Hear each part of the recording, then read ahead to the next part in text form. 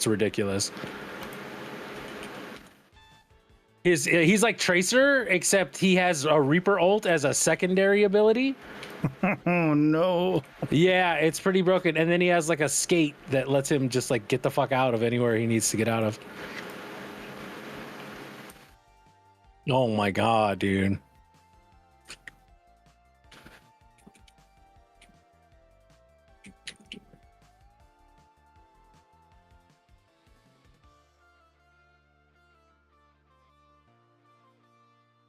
Gotcha, bitch.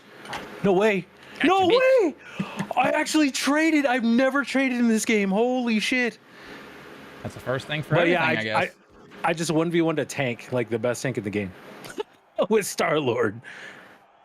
That's how much fucking damage he puts out. So they do the whole tank DPS healer thing in Marvel too. Yep. So I'm yeah. guessing Star-Lord's It is DPS very then? much. Yeah, Star-Lord is DPS. Yep.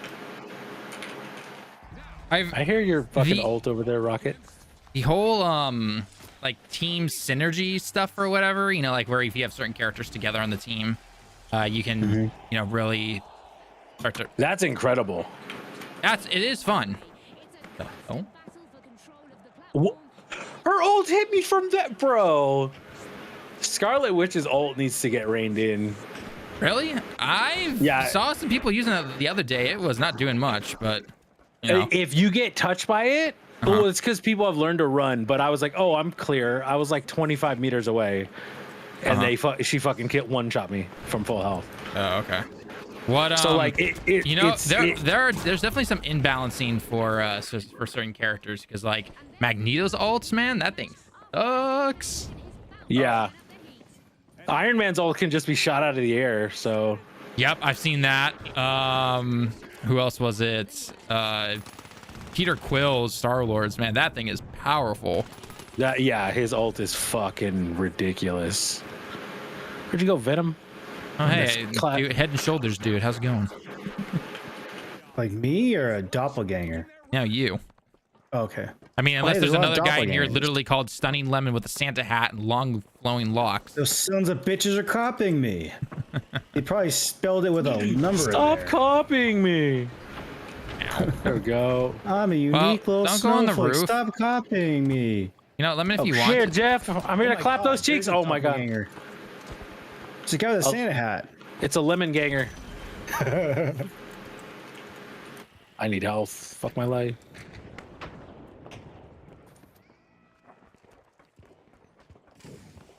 Yeah, this game is like the moment-to-moment gameplay I love, but I absolutely hate the team balancing. It's just so fucked.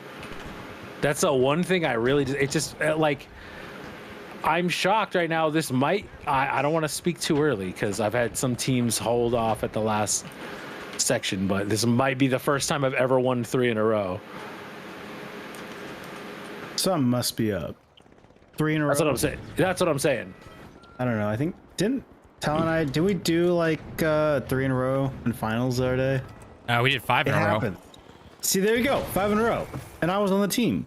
I mean, I can only carry Talon here so much. By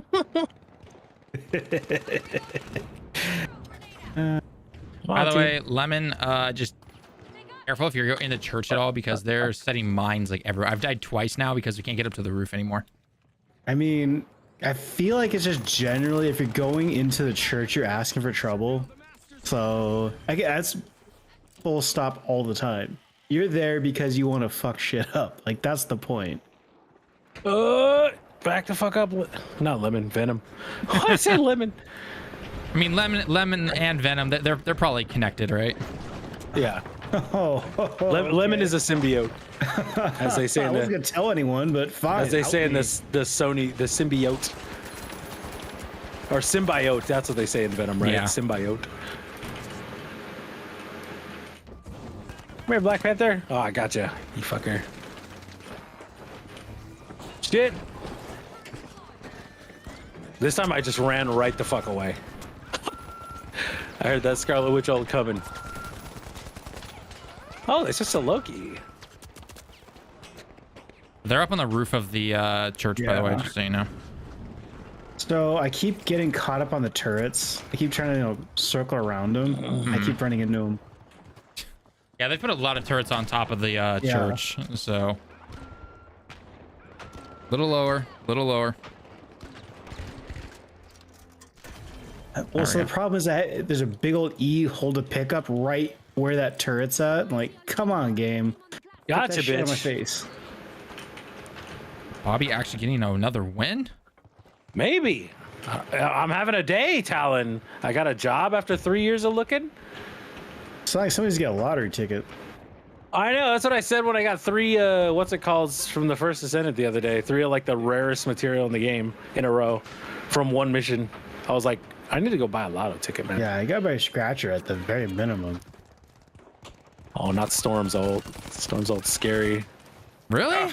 Storm's ult? I tried it out a few times. It did not do much damage. You gotta use it right. It's one of those like, fuck, no. The Soldier 76, fucking what's his name, Star-Lord. Oh wait, Star-Lord. I thought you were talking about the Punisher. No, his is just super strong weapons. Star-Lord's is actual aimbot. That's why Star-Lord's ult is so good. It's funny, nobody in Asian servers is using Star-Lord much.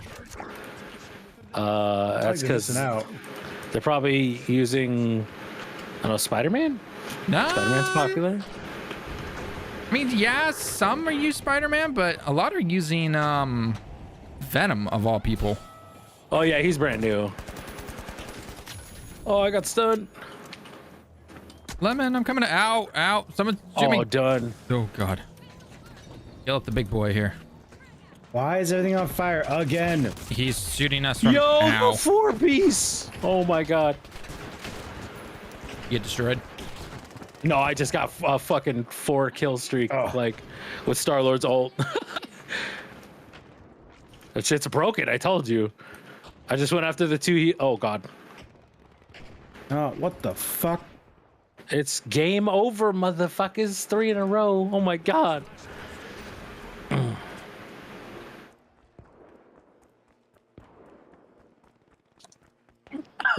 Well, I think you've broken the system now if you've gotten 3 wins in a row. Seriously, I think I talked about it last time too. I was like, there is a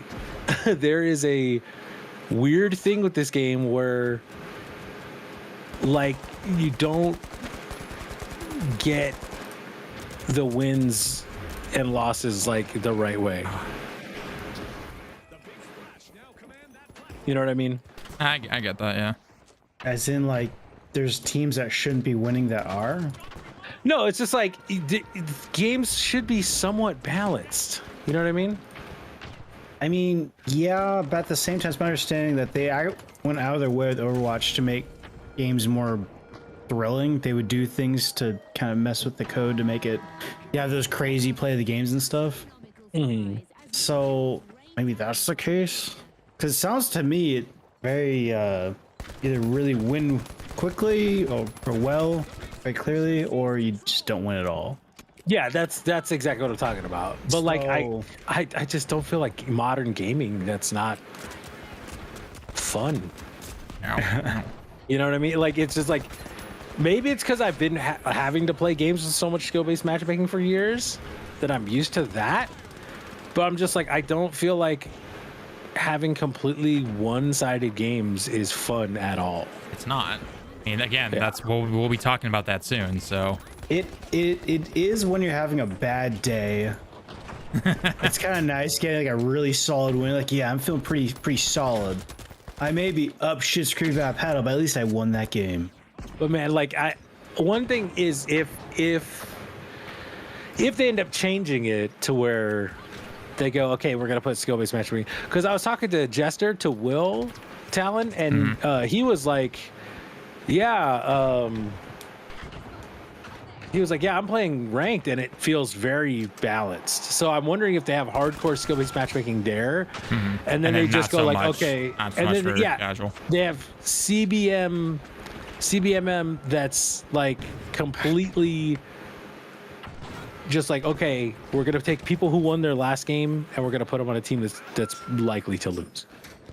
you know, because that's what it felt like, man. And that's why I'm like, because I'm sitting there and I'm sweating, but I'm like, yeah, this team, like, it feels like they're completely coordinated. They know exactly all the choke points, all that stuff, and they're communicating. And then the next game, it's like my team just absolutely just dominates the next team we face, and it's just so predictable that I'm like, it's just starting to get really fucking boring. Like it's just like, oh, I just lost last game, so we're gonna win this game, and it's like I don't even have to try. You just absolutely destroyed the other team. It's like, man, that just doesn't feel good, you know? Well, I mean, I will say the one good thing about whatever, you know, where the game currently is right now, this is their second alpha/beta thing, and this game's not coming out till next year. So, Yeah, you know, they have a chance beta to really fix things. They have, God damn it, rocket launcher. Yeah, the only other thing I'm really worried about with this game is just like, what is your monetization gonna look like? Yep, because it's Disney.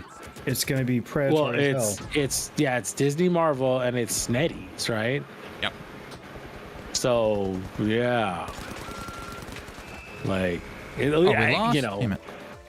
it's not as bad as Nexon. Nexon has some, like, First Descendant has some ludicrous microtransactions. Like the battle pass is $10. I'm fine with that, you know, because I think I was like level 45 out of 90 levels on it already. So I was like, okay, I'll just, you know, I have no problem like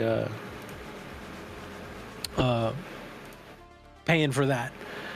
But if they, you know, if Marvel Rivals goes, well, you start with 8 heroes and you can buy the other heroes and they're $10 a piece. It's like, no.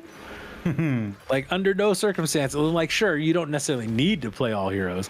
Do I find myself playing, like, you know, Storm a ton? No. But sometimes it's like I want to change it up and I want to play Storm, or I want to play, you know, Magic and just try something different. Like I didn't try Namor all of the last one. I just tried him earlier and I was like, man, he's actually really good. Like, I was just surprised, you know.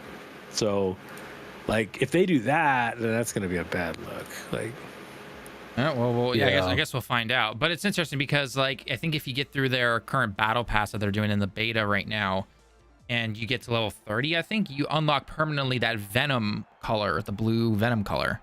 Yeah, that's what I'm playing for right now. I was gonna keep a PlayStation code, but then I looked at the Scarlet Spider suit, and it wasn't like Scarlet Spider. It was like Ultimate Scarlet Spider or some weird variant. Oh, is that like a PlayStation exclusive type of? Yeah, thing? and I was like, that looks awful. Like, I don't even want to play with that. So my I thought it was like my thought is Spider. that I'm not playing a shooter on sticks, so F that. Yeah, I don't mind a third Sounds like person a skill issue. Sounds like a skill issue. I will tell you, like, Concord on sticks, that the best feeling thing since Titanfall 2 on sticks for me. Titanfall 2. Titanfall 2 on sticks is We never played sticks. Titanfall 2 on sticks. We played always on PC. I love No, Titanfall 2. I played Titanfall 2 single player on console. Oh, well, I can't speak for single player, but okay. Oh, it was smooth. Oh yeah, I'm sure it was. I mean, there's a lot of great shooters out there that are clearly made for sticks, and it's obviously they're a lot better. And then you try to play it on PC, sometimes you're just like, why does this feel like shit? I'm still wondering what they're gonna do with Concord. Like, they cannot release that game in the States. I don't know what they're gonna do with Concord. But we've made so many freaking videos and shorts on that. I don't want to make any more. So I don't either. Like, I'm sitting here going like, man, this game is coming out in like three weeks. Yeah, like right around the same time that Wukong, Black Myth Wukong is, which, by the way, I'm covering that game like crazy, just so you know. That game's dead. Not Black Myth. I'm talking about Concord. Oh, Concord. Yeah, I was just like, is Bobby okay? Did the new job? No, I'm not super interested in Wukong personally, but well, again, that's why it works as a team thing, though. Like, I'm interested in it, so I'm going to cover it. Yeah. And you can focus on whatever else comes out, or, you know, maybe Concord does pop off. I doubt it, but you know, someone brought up the other day. By the way, someone's on there right there with you. Someone brought up the other day, like, hey, you know, the Steam numbers for Concord were abysmal. They're abysmal. Right. Yeah. Mm-hmm. But are the Steam numbers for Suicide Squad. I did. Yeah, I sent you that. Yeah. You sent that with the PlayStation numbers? Oh no! I no. There's no PlayStation numbers. I sent you a link. Maybe you didn't see it, but I sent you a Steam numbers for Suicide Squad, and how it's at like 500 or something like that. Oh yeah. More than I was expecting. Yeah, but so that's awful, right? Right. Mm-hmm. That's terrible. But here's the thing. Apparently, on the PlayStation leaderboards, this newest season had like 23,000 people. 23,000? Yeah. What? Console clubs be wild. And you have to reach a certain minimum level to even get on the leaderboards, which means that many people played a certain amount. And I was like, yo, dude, what? Yeah, because here's the thing. How they even get those numbers is my question. Well, because Suicide Squad has gone on sale. And well, it's a console-coded game, right? It's like, it was free for a weekend or something like on that. Epic. No, Yeah, I thought it was Amazon PC. Prime or whatever, wasn't it? Yeah, Prime gave a copy for Epic. Yeah. Yeah, so like they gave Epic, I got it because I was like, I asked, because me and Chin like share the Twitch rewards, right? And I was like, I'm gonna assume you don't want this game, and he was like, no. So I was like, okay. I was like, I'm gonna take it just to try it out on PC. I haven't because I've heard it's dog shit, but it works okay on console. But yeah, I was just shocked because I was like, damn. When people it's like when people. And this is gonna make Lemon happy because I'm gonna have to admit this. This is like when people go like, well, we don't know what it's doing on Game Pass on console. You know what I mean? Like that's true now, and I'm really seeing that. Like, because I was like, Suicide Squad's dead as fuck. We know this, right? Like, but then you see that and you go, damn, almost 25,000. It was like 23,000 people or something. We're on the leaderboard. Seems like such an absurd number, though. Like I am. But you gotta think. You gotta think about it, man. It's new content. One, tons of people bought it, and tons of people bought the special edition. Remember, it was one of the highest selling games of the year, still. Which is still baffling to me. Not at all. It's not baffling. It's called a licensed game. Like it's the same thing as Outlaws. That's why we said Outlaws is going to sell a fuckload last week. Like, the license is going to carry, But yeah, like new content, and remember, it's all free. It's always free, that content. Even if you bought the deluxe edition or whatever, you didn't have to buy that to get the free content. How is the grind to get the new characters? Because the new characters is what draws people in. No. The biggest thing is with Joker, everyone was like, you have to buy it. They lied. It's like, no, you just have to play the game for a few hours. It's literally, you play missions. Now, they explained it incredibly poorly. You have to play missions. Kind of like Concord's group thing. Yeah. Yeah, that was absolutely terrible. Like the fact that they didn't spell, like, because that's such a great fucking unique mechanic. And terribly explained.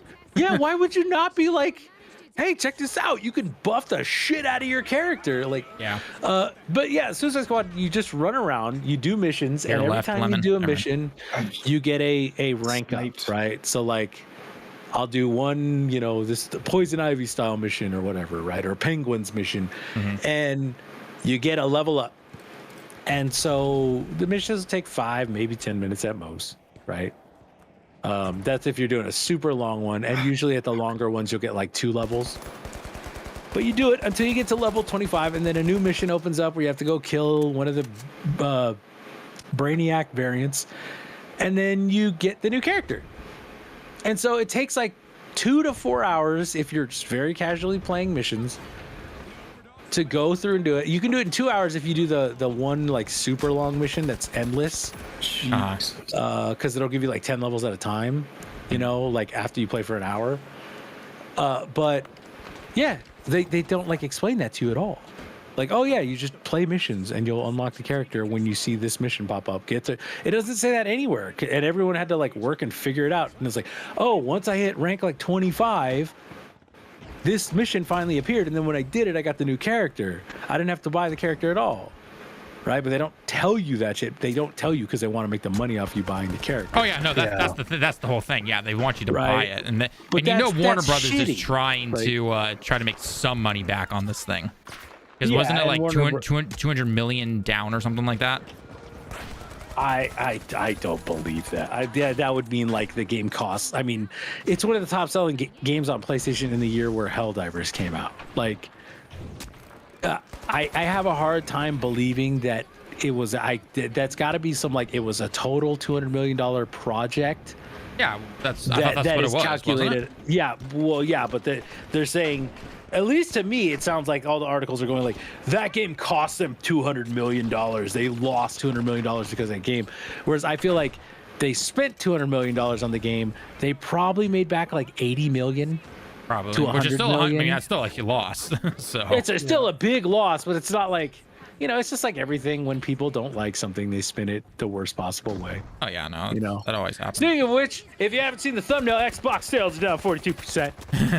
I mean, that's to be expected with a company that's literally Console telling you to play anywhere. You don't need the hardware. We're gonna talk about this later, Lemon. Yeah, I'm ready, bud. I was so proud of you a couple of streams ago, Lemon, because you were like, I just don't play my Xbox anymore. I don't buy stopped Game turning Pass. on. It might not be even plugged in. Dude, anymore. we put the short out already, dude. The opening is literally Lemon going. They kept emailing me like twice a day. We really want you to come back. That was a great short. That's I mean that's Great opening. They email me every time my thing lapses because like I buy the eBay copy or the CD keys copy, whichever one that I can find cheaper. eBay is cheaper now. Most of the time, it's like $6.79 to like $8.29 versus CD keys is like $9.29. Holy crap! There is a turret on the bottom of the platform. Yeah, I saw that. How does that happen? Well, you can attach that. You can attach a turret anywhere. You can stick it on the roofs of buildings. I do it all the time. Oh, I thought it was gravity based. Like, it would fall down if you break the building or something. Well, yeah, like if you break the building, then it will fall down. But yeah, you can't like, break the platform. So I didn't think it stuck, is what I'm saying. Oh, damn. We got a sniper on our team. He's actually It good. was like portal turrets where it's super shaky. I'm about to buy the legendary Star-Lord skin Do it. because I play Star-Lord. Pure Although the pressure. Doctor Strange one is great. Well, but they don't have an actual shop. It's all in-game currency right now. Yes, and I really hope that like cool. Like I know you want to make money. I get it. Right.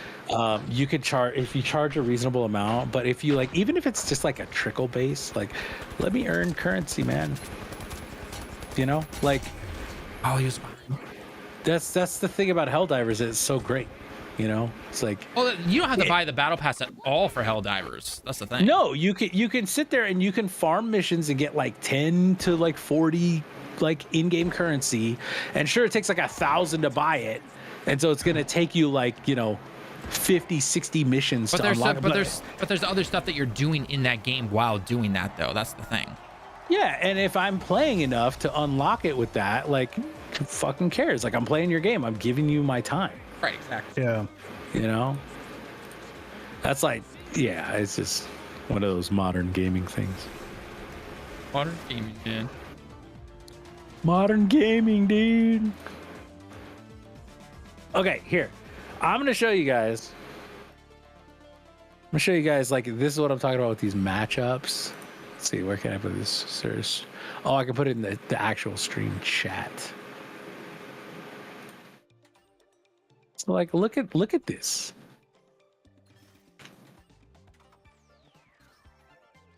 Look at that team balancing.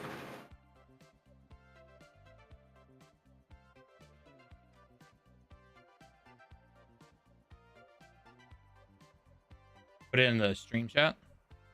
Yeah, whatever chat we're in, it's in the actual text chat. Oh, got it. Okay. You put it like in the YouTube stream chat. I'm like, what? No, it's in the Discord.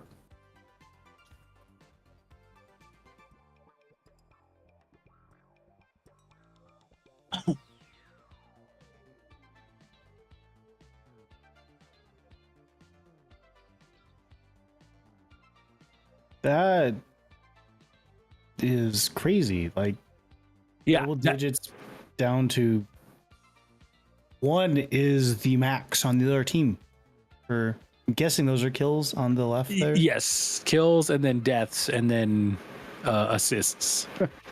Jesus. Jesus mío. Damn, dude. This is ridiculous. Yeah. So like that's what I'm talking about. That's every game. So either you're on the team that does that or you're on the team that gets that. That is like every single game. And that's why I'm like it just gets boring. Like it's not engaging. Oh no, steamrolling teams isn't fun. No, it's like look, if every once in a while you do it because you've been playing a ton and you just get matched up and you're like, man, I'm warm, I'm loose, I feel good, I'm going in with my favorite character, cool, and like I pop off, yeah, awesome. But like this literally every other game like is just like complete massacre one side or the other. You're either just bending over and kissing your ankles or you're absolutely just destroying the other team. Yeah, but there's degenerates who enjoy that shit. Oh yeah, they're the ones who complain all the time online about skill-based matchmaking. So I also love how Call of Duty came out the other day. Oh, I know. Like, look, we talked about skill-based matchmaking and we even did a test and like everybody fucking hated it and left games and stopped playing. And like we lost a ton of players. That was absolutely hilarious to me when I saw that. And, I'll be real. Like when Destiny 1 changed to skill-based matchmaking, right? That was a big deal. That was back when I was playing with friends and we were all pretty good at the game. And so like we would just play and we would like not drop a game all night because there'd be 6 of us. We'd all you're like, popping off and all that. Yeah, so. You all play the game every day. You're all pretty good at it. And so like, when there's no skill-based matchmaking, you're just every team. Like we played Triple Wreck and his friends one time and we won, like that's how like try hardy we were. And so when they put skill-based matchmaking in, right, we're all like, man, this sucks. Like, cause we can't just do that all. And now I'm like, dude, like I want to play alone. Like I want to play by myself. I don't want to play in a team where I'm talking and, like going like, oh, this guy's going over here. Blah, blah. It's like, I just want to play and shoot guns and like do that. And now I go, and now I'm also older, that was 10 years ago. So now I'm like, yeah, my viewpoint on that has changed. Like I absolutely see the skill-based matchmaking thing. Like, well, doesn't not the Descendant, no, whatever that Ubisoft game is, X-Defiant, that's what it is. They have skill-based match, or they don't have it, right? No, they don't. Yeah, and people are like, oh well, this isn't going the way we thought it was. I mean, por qué no los dos? Like, why not have both skill, like a ranked ladder and then unranked, right? Because there's times I don't want to go ranked. I just want to go like Bobby said, like I just want to shoot guns. I want to see shit blow up. I just don't want to think. Just mindlessly just dick around in the game. Other times, like I want to just throw down against people who are roughly a similar skill as me.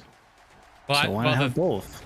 Right, and I think the thing is that in the background, the skill-based matchmaking, theoretically, it's supposed to be doing, so if you just want to kick back, relax, shoot some guns, that kind of stuff, it will be putting people at around your same level, but you could still get, gosh, good. It should be doing that, no problem. However, it's not necessarily the case. It seems to be that, oh, hey, I got a kill. It seems to be that it's a lot more one-sided when there's no matchmaking stuff, essentially. What the hell? Don't forget you have your claw thing you can use, Lemon. Yeah, but I don't have any. I actually generally don't want people closer to me because if I do, the grenades hurt me too. So like I take damage from my own grenades. Just stupid. You know how it works in like every game? Yeah. Because otherwise everyone would be running grenade launchers. You just run up to them and just, hey guys, shoot at your feet and then I want to move. Yeah, pretty much. I mean, outside of Halo, I don't like friendly fire though. The reason like friendly fire in Halo doesn't like have friendly fire unless you like do something very specific. What about Helldivers? I mean, Come on now. I think I played, I think there's all 4 hours on my Steam account for Helldivers. I bounced the fuck off that game. It was not my game. It's at like, all. not for me. Nope. Because you tried playing alone, probably. No, I was playing with you, Tom. I think most of those hours We did were not with play that you. game for 4 hours together. I know that for a fact. I feel like we've played at least 2, if not 4. We played 2 hours together. We did not play 4 hours together. Okay, You definitely fine. played on Sorry. your own. I'm sorry that those extra 2 hours really offend you. That you have to call me out like that. But okay, fine. 2. 2 hours, know. man. Come on. When I was hearing about that game, I just thought it was just kind of like almost like Earth Defense Force, just kind of crazy shit popping off, and it wasn't that. It was a lot more kind of Ghost Recon-y, if for lack of a better phrase, which I don't really. I like my arcadey, casual arena shooter kind of games. Battlefield's about as close as I get to quote unquote serious games. You think Helldivers is serious? Really? I think I have to actually think about, like, I have to be cognizant of my reloads. Oh yeah, the Have to be reload thing. cognizant You of- hated that. I remember that. I am a Oh yeah, chronic that you reloader. have to. Did you have to manually reload? No, And you waste ammo? Like if you reload, Yeah, you waste lose ammo. the ammo that you Yeah. if you don't Which use is it. realistic. Again, Ghost Recon. Like it reminds me of like Ghost Recon Advanced Warfighter, that 360 game. And everyone's like, "Oh my god, this game's so cool! It's the next Halo. It's so awesome!" And I bought it, and I'm like, I'm not having fun. I'm straight up not having a good time. I'm Speaking losing ammo. Speaking of 360 games, All right. 360 shop is gone. How do you feel about that, Lim? So my thing is this. It's my understanding that the 360 shop is gone for just the 360. And by that, I mean, if Yes. the game is big enough, it's already has an entry on the current Xbone and Series consoles stores. Yes. So I don't see it as a big deal. And it really kind of annoys me a little bit when there's like, why aren't Xbox people flipping out like the Sony people flipped out when Sony threatened it? Well, it's like, those are two different things. I can't play a lot of PS3 games on any other console outside of emulation. I mean, what I call it the last stream? Mimicry software. Yeah, mimicry software. Like, so yeah, I don't think it's a big deal, just because you can play a lot of those games on other means. I am concerned, and this is just for everything, not just for Microsoft and Xbox, of all those games that got left behind, things that aren't brought forward to modern consoles, that didn't get PC ports. If they did, they're not on Steam, or they don't run on modern OSs, that kind of stuff. Like That's a I bit know what a I'm good concerned example, about. like the Transformers Rise of the War for Cybertron. War for Cybertron? Yeah, you can't buy that. I'm gonna look this up after this. I swear to God, I heard that they put it out on GOG or something. I'm like, what? I swear to God, it was a big deal like last week. So I'm gonna look it What up is after GOG? this. Well, yeah, okay. GOG. I think GOG is the place that had Spec Ops last too, right? Yeah, I think so. They were like the last ones to sell Spec Ops Oh online. man, that was such a game. Oh my God, You know how to have it? I love that game. Such a Oh. good game. Well, I'm asking, do you have it? Or No, I don't have it. I actually don't. So I don't have any means of playing it. I have it. I had it on PS. Should have had it on 360, man. I mean, that's the game you only need to play once. After that, it's like that one scene at the end. I'm like, oh, okay. All this Okay. time in Marvel Rivals is making me yearn for the days of the Avengers game. Whoa. Okay. You That guys, says you guys something. laugh. You guys laugh. Do you want to know how much time I have on it on Steam? Yeah, saying 300 plus hours. No, I was gonna 100, sit there and- 135. Okay. That's still a good amount. Still a good Well, amount. I have about 280 on PS5. So That's It still reminds me of that Starfield little short that we had where Lemon's like 40 hours. Damn, you did give it a chance. no, I'm weird. Like me and Chin played like 200, 250 hours of Anthem. Whoa. Oh my God. Like I don't know if Chin played that. I did. I played a fuckload of Anthem. There was like 3 missions in that game. Like, and I still just like Suicide Squad. Yeah, because well, the thing is like I'm fine with that because my whole thing is like I just want a looter. I just want to see number go up. Bobby Like, is simple. Bobby is simple gamer. Number go up. Me like big Seriously. number. Yeah, like no, big number good. I like those games. yeah. First send it. Like I'm just like, oh, this is number go up. Cool. And like I just started playing it like last week, and I already over the last 2 weeks have like 35 hours. You know. Although to be fair, the other day I left it on for like 12 hours and went and did shit like 3 or 4 times. Where I was Lemon, what happened with you? Was it Starfield or was it this game? No, it was this. It was this game. Yeah, that's why I have 175 hours. Yeah, I have not played this game for 175 hours. I left the launcher on for a day or two, or maybe even a week. So if people care about their playtime, don't leave the launcher on. Yeah, that's one of those things. Oh, I got my Plague Tale Requiem Humble Choice bundle. That was pretty sweet. $12. I'm not gonna say anything. You don't like I don't like. You don't like Plague Tale? No. I don't like stealth games though. You just don't like games, man. I actually hate video games. I'm just here because I'm chummy with Talon.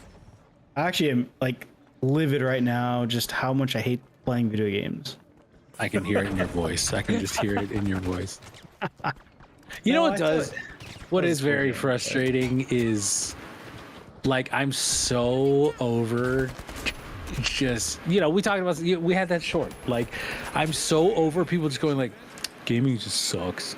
Like, No, go play Baldur's Gate. Yeah, the game shut the fuck up. Like anyone who says gaming's dead or or not innovating or original anymore or anything like that, because you're probably just playing the same sports or Call of Duty game over and over again. I only play Call of Duty, Rocket League, and Fortnite. Gaming is fucking dead. Yeah. It's like, dude, Like a Dragon, fucking Rebirth. So good. Like Plague Tale Requiem was great last year. Baldur's Gate 3, Tears of the Kingdom. Like heck, even smaller games like Prince of Persia: The Lost Crown or something like that. Like Prince of Persia, dude, Planet of Lana. Yeah, fucking rules. That was one of my favorite things last year. Tunic came out in 2022. That game's amazing. Yeah. Like the problem is people not expanding their horizons, or if they do quote unquote do that, they just want everything free on a Game Pass type of subscription thing. They will never go out and buy anything. Yeah, that's the other thing is, man, Microsoft really just tried to devalue the entire industry as like a Hail Mary fuck you to Sony. Oh, they did. They absolutely did. And it backfired because here's the thing is like, you know, Lemon, I don't know, Lemon is like a Neapolitan guy, you know, but me and Talon are like PC, Switch, PlayStation. That's all you need. That's all you need. Technically, you don't even need PlayStation if you are willing to wait. If you're okay to wait 4 years for Ghost of Tsushima. Yeah, I'm sorry, I'm not waiting 4 years for like and that's the thing, shit, you know? And that's me personally, right? Yeah. So, like, I look at this year, right, and I'm looking right now on my Steam thing, Animal Level. Literally one of the greatest things I've ever played. And it's so simple. It's like less than like your name in my phone, Talon. Like if the game is like 30 megs or something. It's really small. And it's just so good. Like it's so good that I can't believe that I got to play it. Like it's just fantastic. And you know, that's why I like these live service games. And I know we're all talking about playing them right now. I was just playing Marvel Rivals, and then might play First Descendant.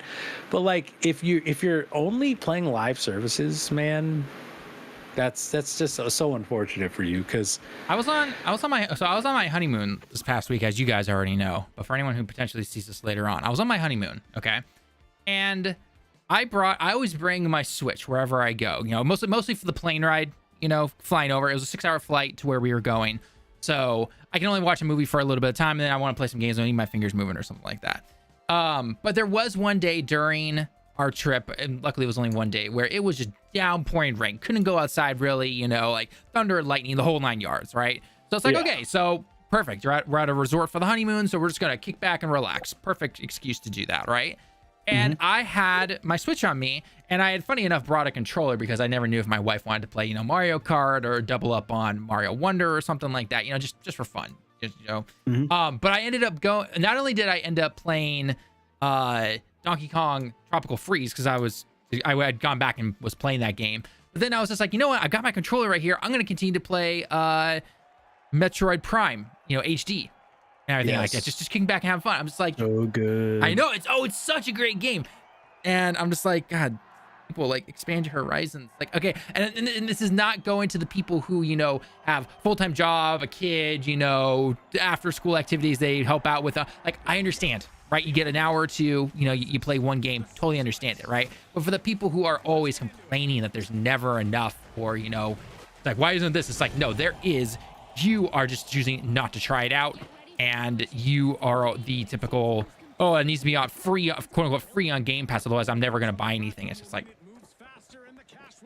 it's the video game equivalent of the boomers saying rock and roll is dead and modern music is shit. Like, oh yeah, no, it is literally that. Fair, modern music is shit. But hey, come on now, come on.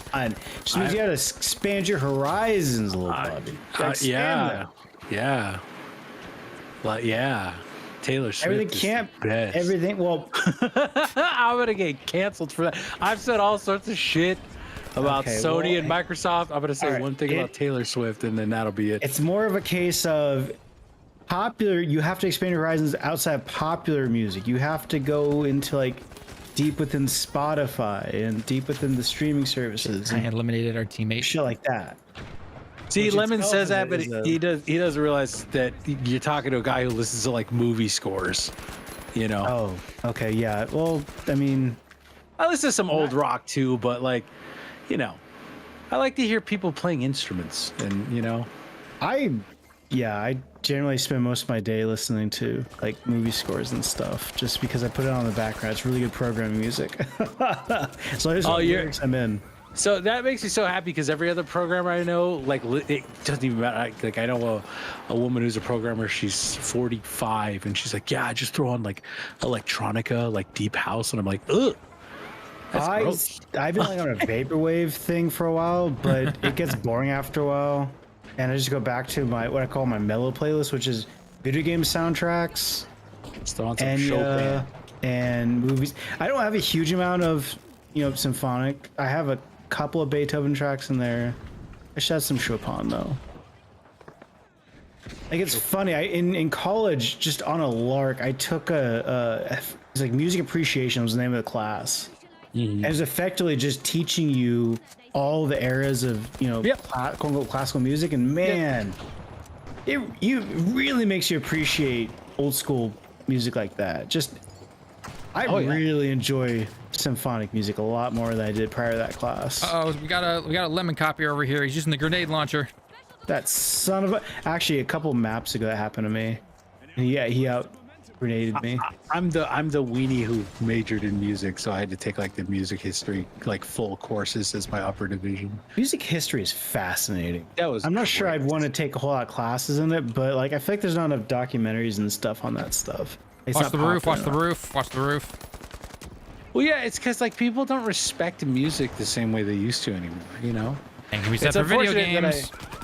Huh? And can we set for video games right now? No, talent. Not to the extent that not okay. I was talking about. Sorry, not to like, the extent. It's pretty brutal. Yeah. Like, yeah, music is fucking brutal right now. Like, you have to think, and again, I don't want to, like, I'm not trying to piss off any Swifties, but like, Taylor Swift being the most popular artist in the world actually makes me fucking sad because I have students who are more talented than she is. And I'm not trying to put her down, but like she's a mediocre talent who writes songs about like her boyfriends that women really get into because they've experienced that same thing. So she's very relatable, you know? But I'm trying to think. Hasn't, you know, there's like pop music for the last like 20, 30 years, though. I mean, sorta. Yes, but like had a quote unquote like musicians like pop, bands since like what, the 70s or 80s. Well, no, that I agree with. I mean, like, but you got to think like, okay, look, I'm not trying to say he's a good person. Uh-oh. I want to make this very clear. I think as a person, this individual is a complete sack of shit. But R. Kelly is a very talented musician, right? Okay. Right? But not like horrible human being. Deserves to be in jail. Put him under the jail. I'm cool with that too, because not cool what he did at all. But as a musician, very talented. That was like 20 years ago. Michael Jackson, a lot of allegations, wild stuff, rumored to be happening. Extremely talented musician, right? But like, I feel like now that's just gone. It's just like what packaged thing can you just throw out? Someone who can like kind of play and put a song together. Like, let's get them out. Let's market them. That's what we're doing. We're marketing them. I think the argument can be made though that due to the internet, because the internet's the source of all our problems and societal woes. That's actually true. We, at least in my mind, have found that music is incredibly scattered now. 20 odd years ago, you listened to the radio, and that was effectively what told you what music to listen to. Actually, you had that's like the true, tape traders and stuff, and that whole thing. That's where a lot of electronic music came from. It was like people just trading tapes and stuff.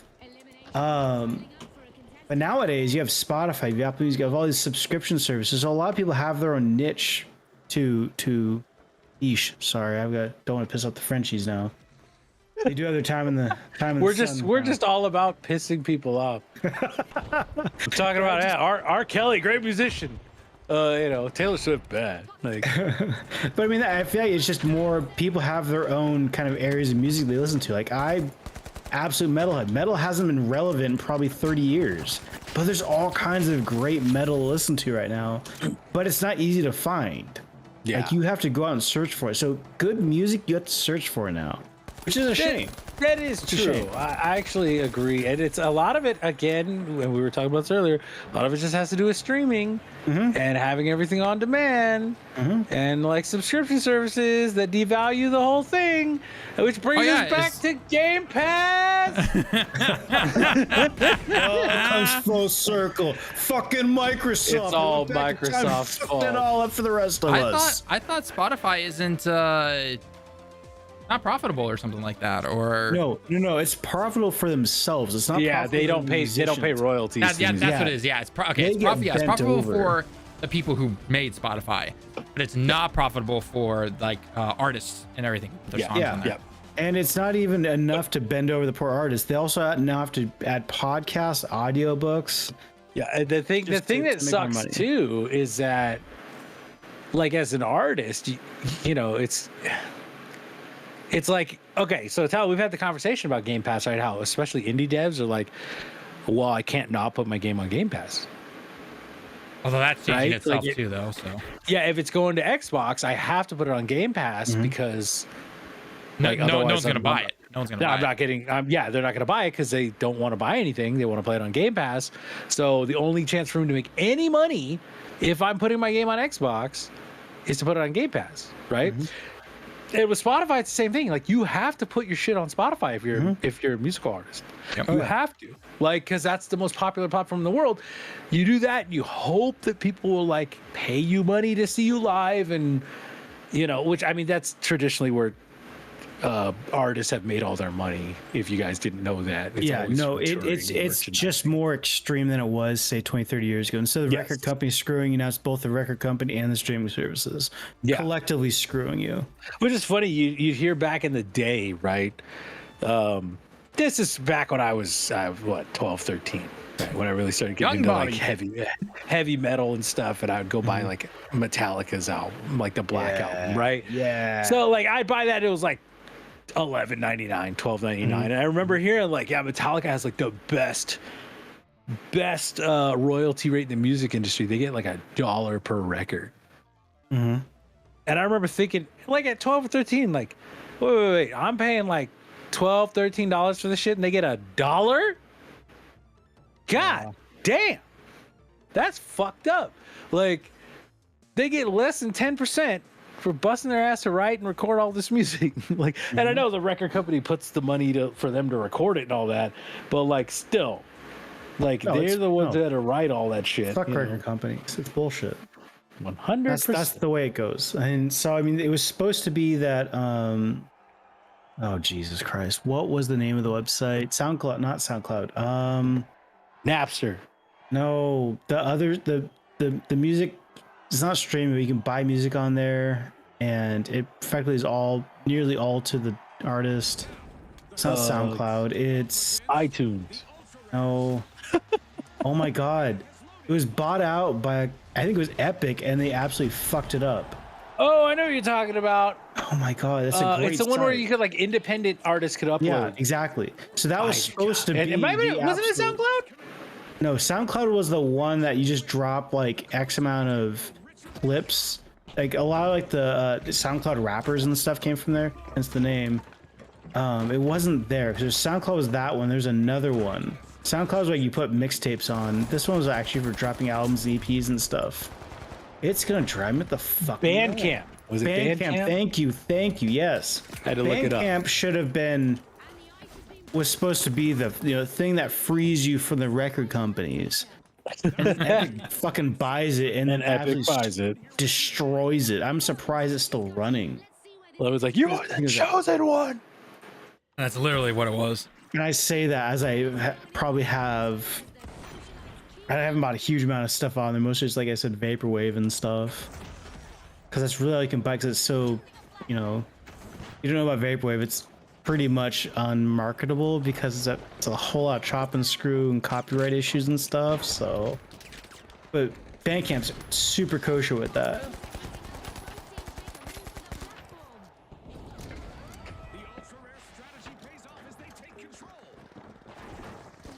I am mostly concerned about just this whole industry being fucked these last 2-3 years. So many people losing jobs. It's unfortunate. I mean, yeah. From a job standpoint, hold it in just a little longer, Bobby. After this match, we're going into the topics, okay? Okay. All right, I was about to go on a diatribe. Okay, I'll hold in. Hold it into yourself, yep. All right. Anyway, so yeah. How you guys? Bandcamp, guys. Sorry, everybody, that Rivals was on the thumbnail. We'll talk shit about Rivals, though, I guess. Marvel Rivals Beta has been well received. Oh, I actually have a shout out for a game people should check out. So I started playing Megata Musashi W, which is so you're the developer Level 5. They did Ni no Kuni, Dark Cloud from the PS2 era. God, Ni no Kuni's great. Under you, Lemon, right there. She's coming up on the platform now.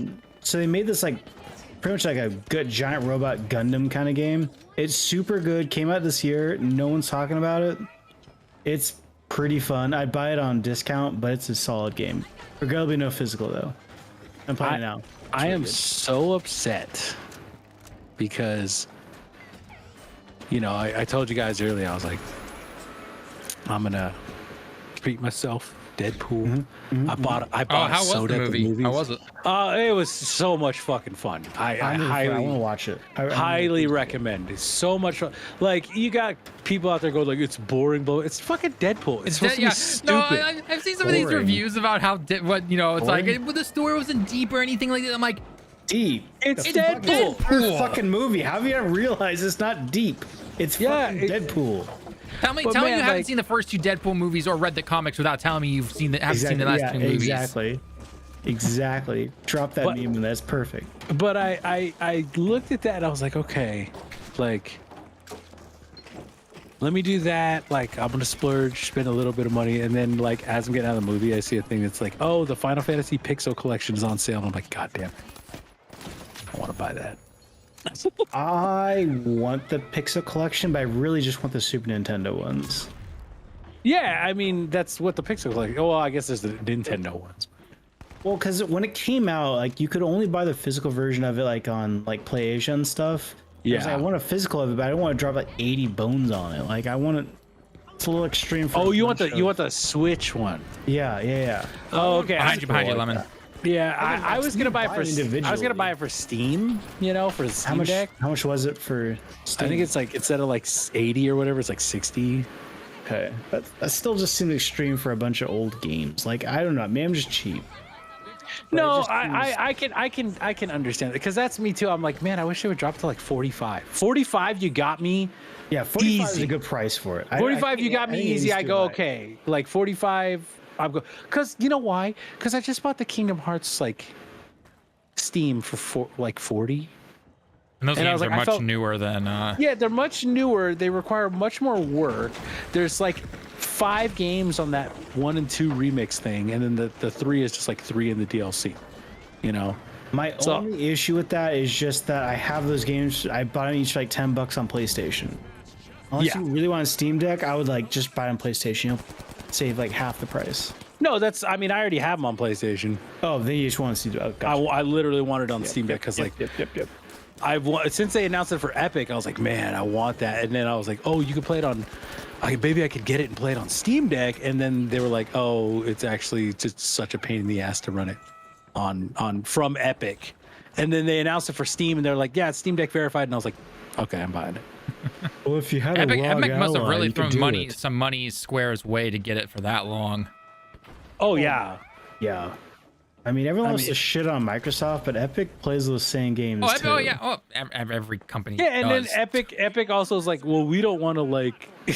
they pull so much stupid shit. Oh, yeah. They're like, we want this to be fair. It's like you're doing the same shit as everybody else. Shut the fuck up. Yeah, don't Queenie is a stop trying to capitalist be. through and through. Oh yeah, no, he is. That's my thing with Microsoft too. Is Microsoft like, we don't want to make the gamers feel like they're pushed into What was only it? choosing one Phil thing. Spencer's latest thing where he's like, oh, we don't want to do the exclusives or anything, and I'm sitting here going, you've been doing that. You bought Bethesda, You bought Bethesda, to make you bought Starfield Activision, exclusive. you bought freaking Activision. Like, if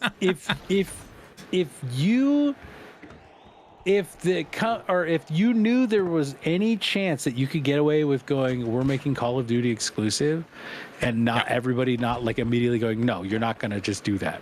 Like you can't just do that. they would have done it. They would have, yeah. They if they thought they could get away with it, they would have done it, and then everyone would be like, no, we're not allowing this because that's clearly just using. Well, that's why the FTC's still trying to. Ow, double knife, guys. FTC's still trying to fight this right.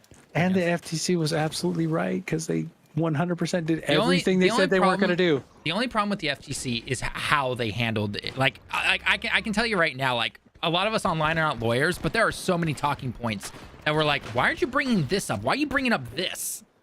Like, Yeah, it was just, I'm gonna point out right now. You're talking about a group of people who are the median age is probably 50s or 60s. oh, I know. They don't understand any of this. No, they don't. Technology They is don't. absolutely beyond them. Oh, it is. And Yes. Microsoft, I know. Apple, all of them know this. Yeah. And are playing that game. Oh, yeah, I know. I'm going to use the restroom before you guys finish and then get some water and check on the cat and all that. So, All right. yeah, I'll be back in just a few. Capitan. It's quiet. Too A quiet. little too quiet, yeah. Platform, go faster.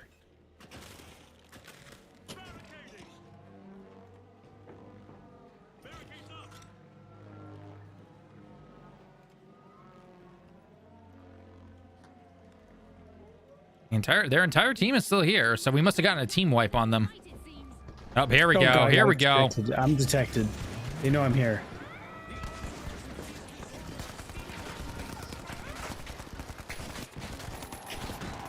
Jesus, they're all here.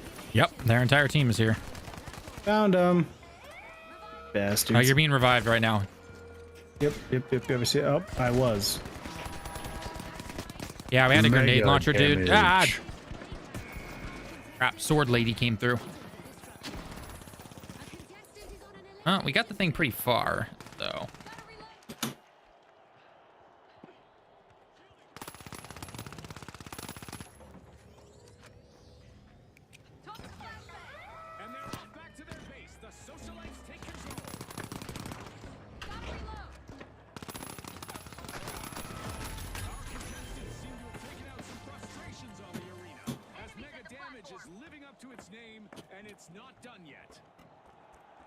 We got this. We got this. Oh boy, we got mega damage. The socialites have it. They're on the move. Throwing fire. Frag grenade set. Throwing a frag. 30 seconds to go, folks. Can anyone pull off? Oh, I hit something. Was there like someone on the platform? Looked like it, yeah. Oh, there is now.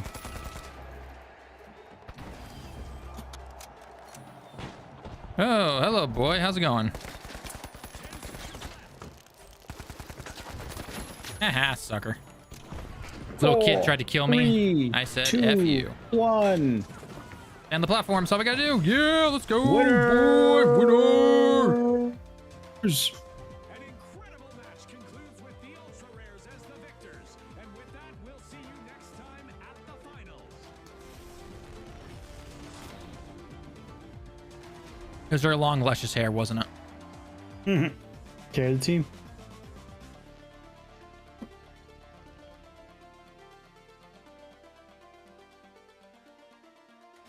All right, I too am going to be right back. All right, sounds good. Water break.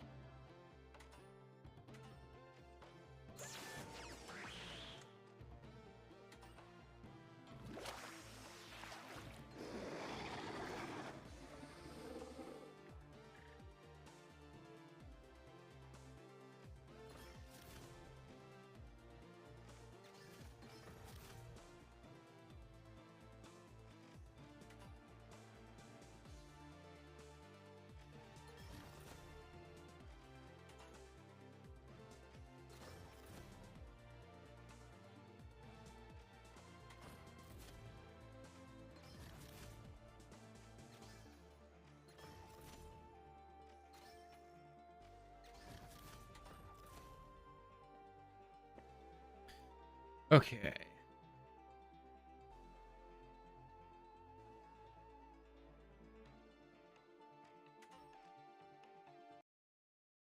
Okay, so let's get our topics ready, ladies and gents, because we got a lot to talk about.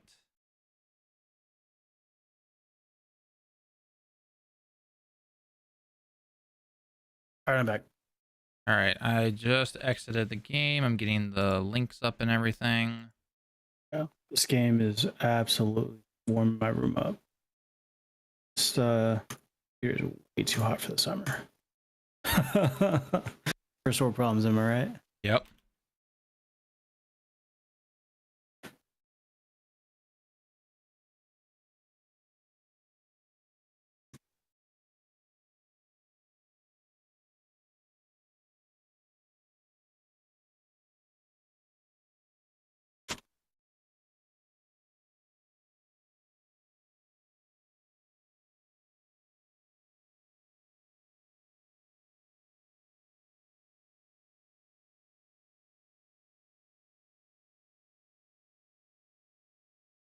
All right. All right, so we're gonna go with the Bungie. Do you need links at all sent to you? In fact, actually, you know what? I'll post it in the chat just to let you see what I'm pulling from. Same chat as Bobby posted that picture. Oh, no, it's just slightly. Oh, that's the actual Bungie link. Yeah, like it's actually from the big CEO dude himself. Everyone's still calling him out I feel for. But... so bad that I had to fire all these people so I could keep my CUDA. I need my car, man. And then here's the Jason Schreier post. He mostly references the Bungie thing that I posted already, but you know, it's always good to reference him. So. All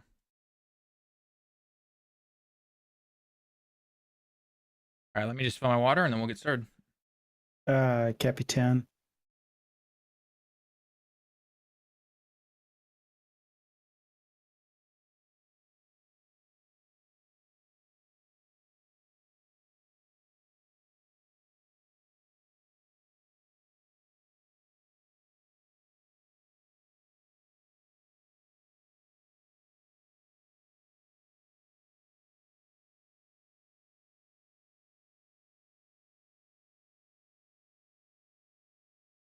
Studio.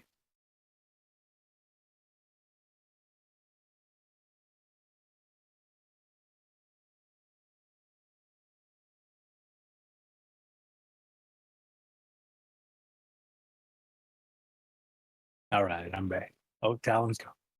Yep, he just up and left. Say, I'm out. I'm done. I'm not gonna turn the stream off though. I'm gonna leave it on. He's like, "Fuck you guys." I'm just out. I'll just get those hours, pump up the numbers. Bungie Studio. Where do these 75 people go? What's the studio?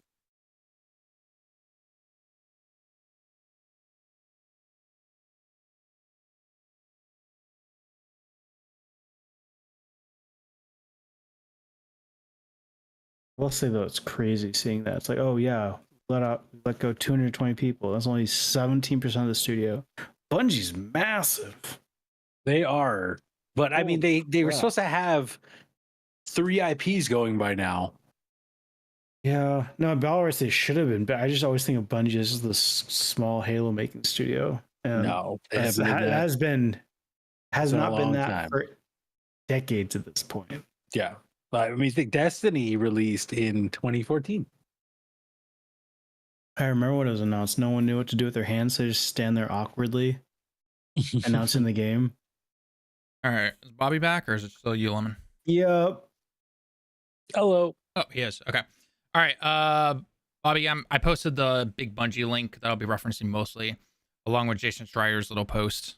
So we can go into that.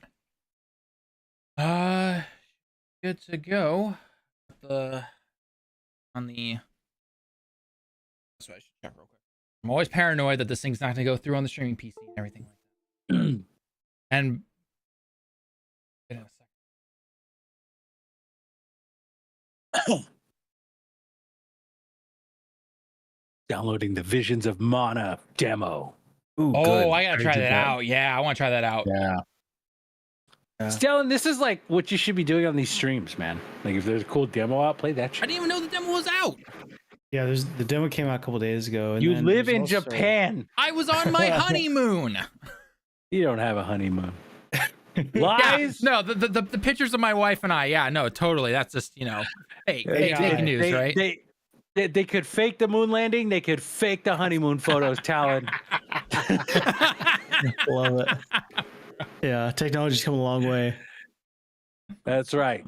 Photoshop. I mean, I could Photoshop my head onto Chris Hemsworth's body. I don't know how to match skin tones yet, but I could learn it. Damn it. I can learn. God damn it. There's also a Rise of the Ronin demo too.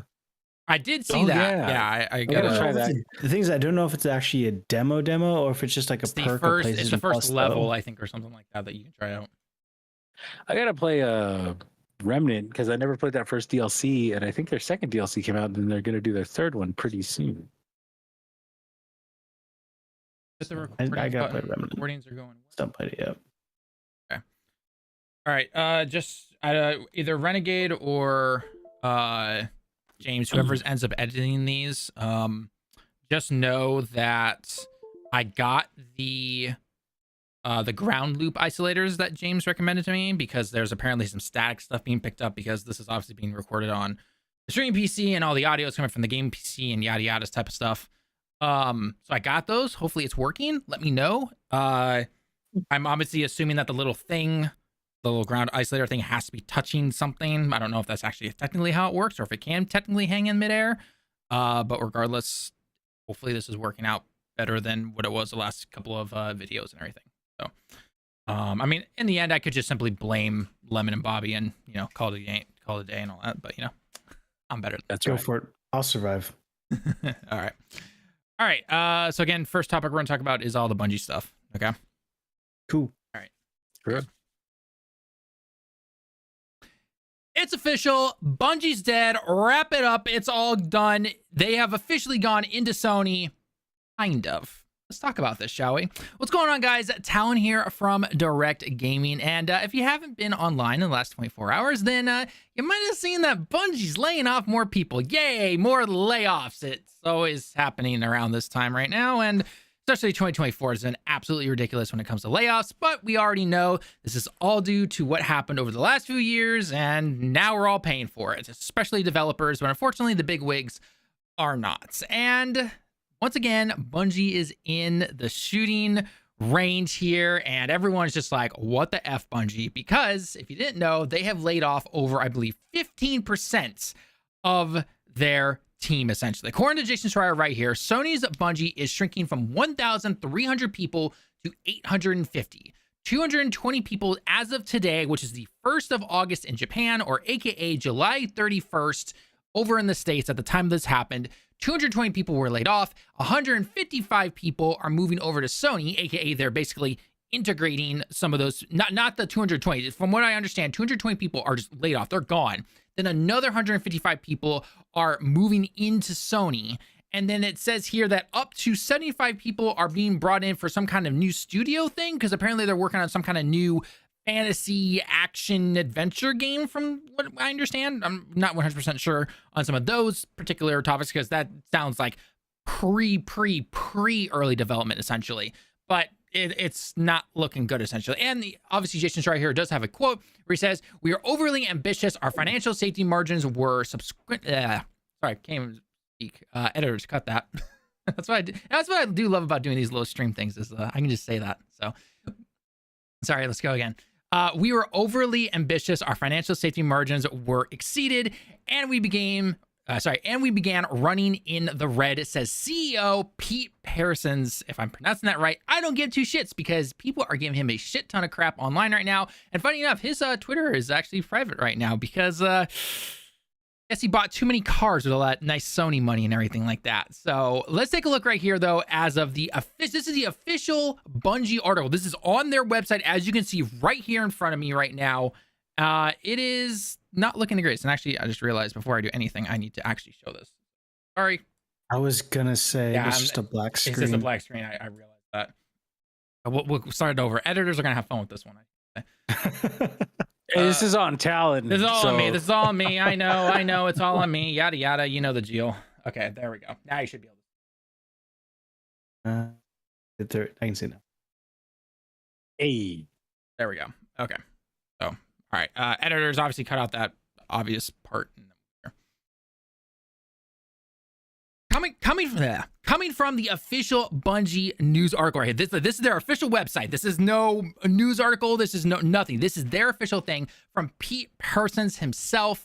He basically states, "This morning, I'll share with you some of the most difficult changes we've ever had to make as a studio." As I'm rolling my eyes right now at him saying this, it's obviously difficult for all the developers, and my heart goes out to every single one who's affected by this. But he himself, I don't give two shits about him. But anyway, I continue on saying, "I'm sharing with you some of the most difficult changes we ever had to make as a studio. Due to rising costs of development and industry shifts, as well as enduring economic conditions, it's become clear that we need to make substantial changes to our cost structure and focus development efforts entirely on Destiny and Marathon."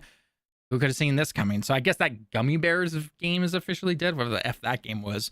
That means beginning today, 220 of our roles will be eliminated, representing roughly 17% of our studio's workforce. Wonder how that's going to affect that nice little Bungie place that they were building a couple years ago over in Seattle. Wonder how that's going for them right now. These actions will affect every level of the company, including most of our executive and senior leader roles. I'll get into why that's half true and probably half not true. Today is a difficult and painful day, especially for our departing colleagues, all of which have made important and valuable contributions to Bungie. Our goal is to support them with the utmost care and respect for everyone affected by this job reduction. We will be offering a generous exit package. We will be offering a generous exit package, including severance, bonus, and health coverage. Now, we'll get into the rest of this article right here, but in this right here, this is actually going way back to stuff that we covered, I believe, back in February of this year, where we saw that the final shape was delayed. It might have been a little bit earlier. It might have been like late 2023. But regardless, when final shape was delayed and everything like that, they had a bunch of layoffs over at Bungie as well. And nothing was happening to the higher ups and everything. And everyone that was being laid off at Bungie was calling them out online and everything like that. And basically, there was news coming out saying that if Bungie was not able to hit certain numbers because they were missing marks by like 45% when it came to revenue and everything, that Sony was going to step in and be like, nope, you're done. We're handling this now. Like, you are out of here, essentially. So when I see that, Pete here says that this is, affecting every level, including most of our executive and senior leader roles, part of me says, yeah, it's probably true. Sony's basically come in and been like, yeah, no, you're out, dude. Or, we're handling this now. Step aside, young blood. That's essentially what's going on here.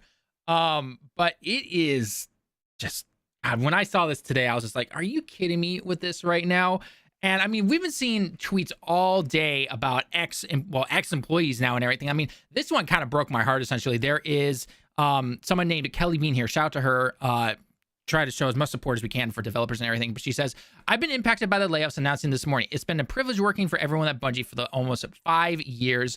But it's just really bad timing because my maternity leave was supposed to start next Monday and I got laid off today. Like, I'm not, this is, by the way, none of her fault or anything like this, but I bet this was absolutely planned because she was probably going on maternity leave. I would not be surprised if that's the reason that she was one of the layoffs. Obviously, a lot of people lost their jobs, and I'm not trying to say that that's the only reason, but I would not be surprised if that was definitely part of it right there. That is, God, that's absolutely terrible to basically have a job for a long time there, doing really well. You're about to go on maternity leave, and then you get laid off because Bungie basically, from what I can understand, fudged numbers when Sony tried to acquire them and everything like that, which I'm going to get into a little bit because I think a lot of it has to deal with how Jim Ryan handled anything. But joining me today, as always, is Little Bobby, and our guest, as always, Lemon. I want to know your guys' thoughts on this. Bobby, I know you've had some pent-up rage with this, especially with this announcing today. What are your personal thoughts on this?